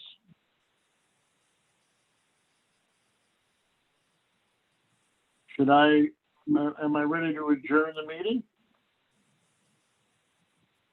I'm looking for a motion regarding that. I'll move to adjourn. I'll second that. We'll do this by a show of hands. All in favor? Aye. Okay. So the meeting is now adjourned. Thank you, everyone, for participation, even though I mostly did it. Thank you, everybody. Thank you, everyone. Bye-bye. Good night.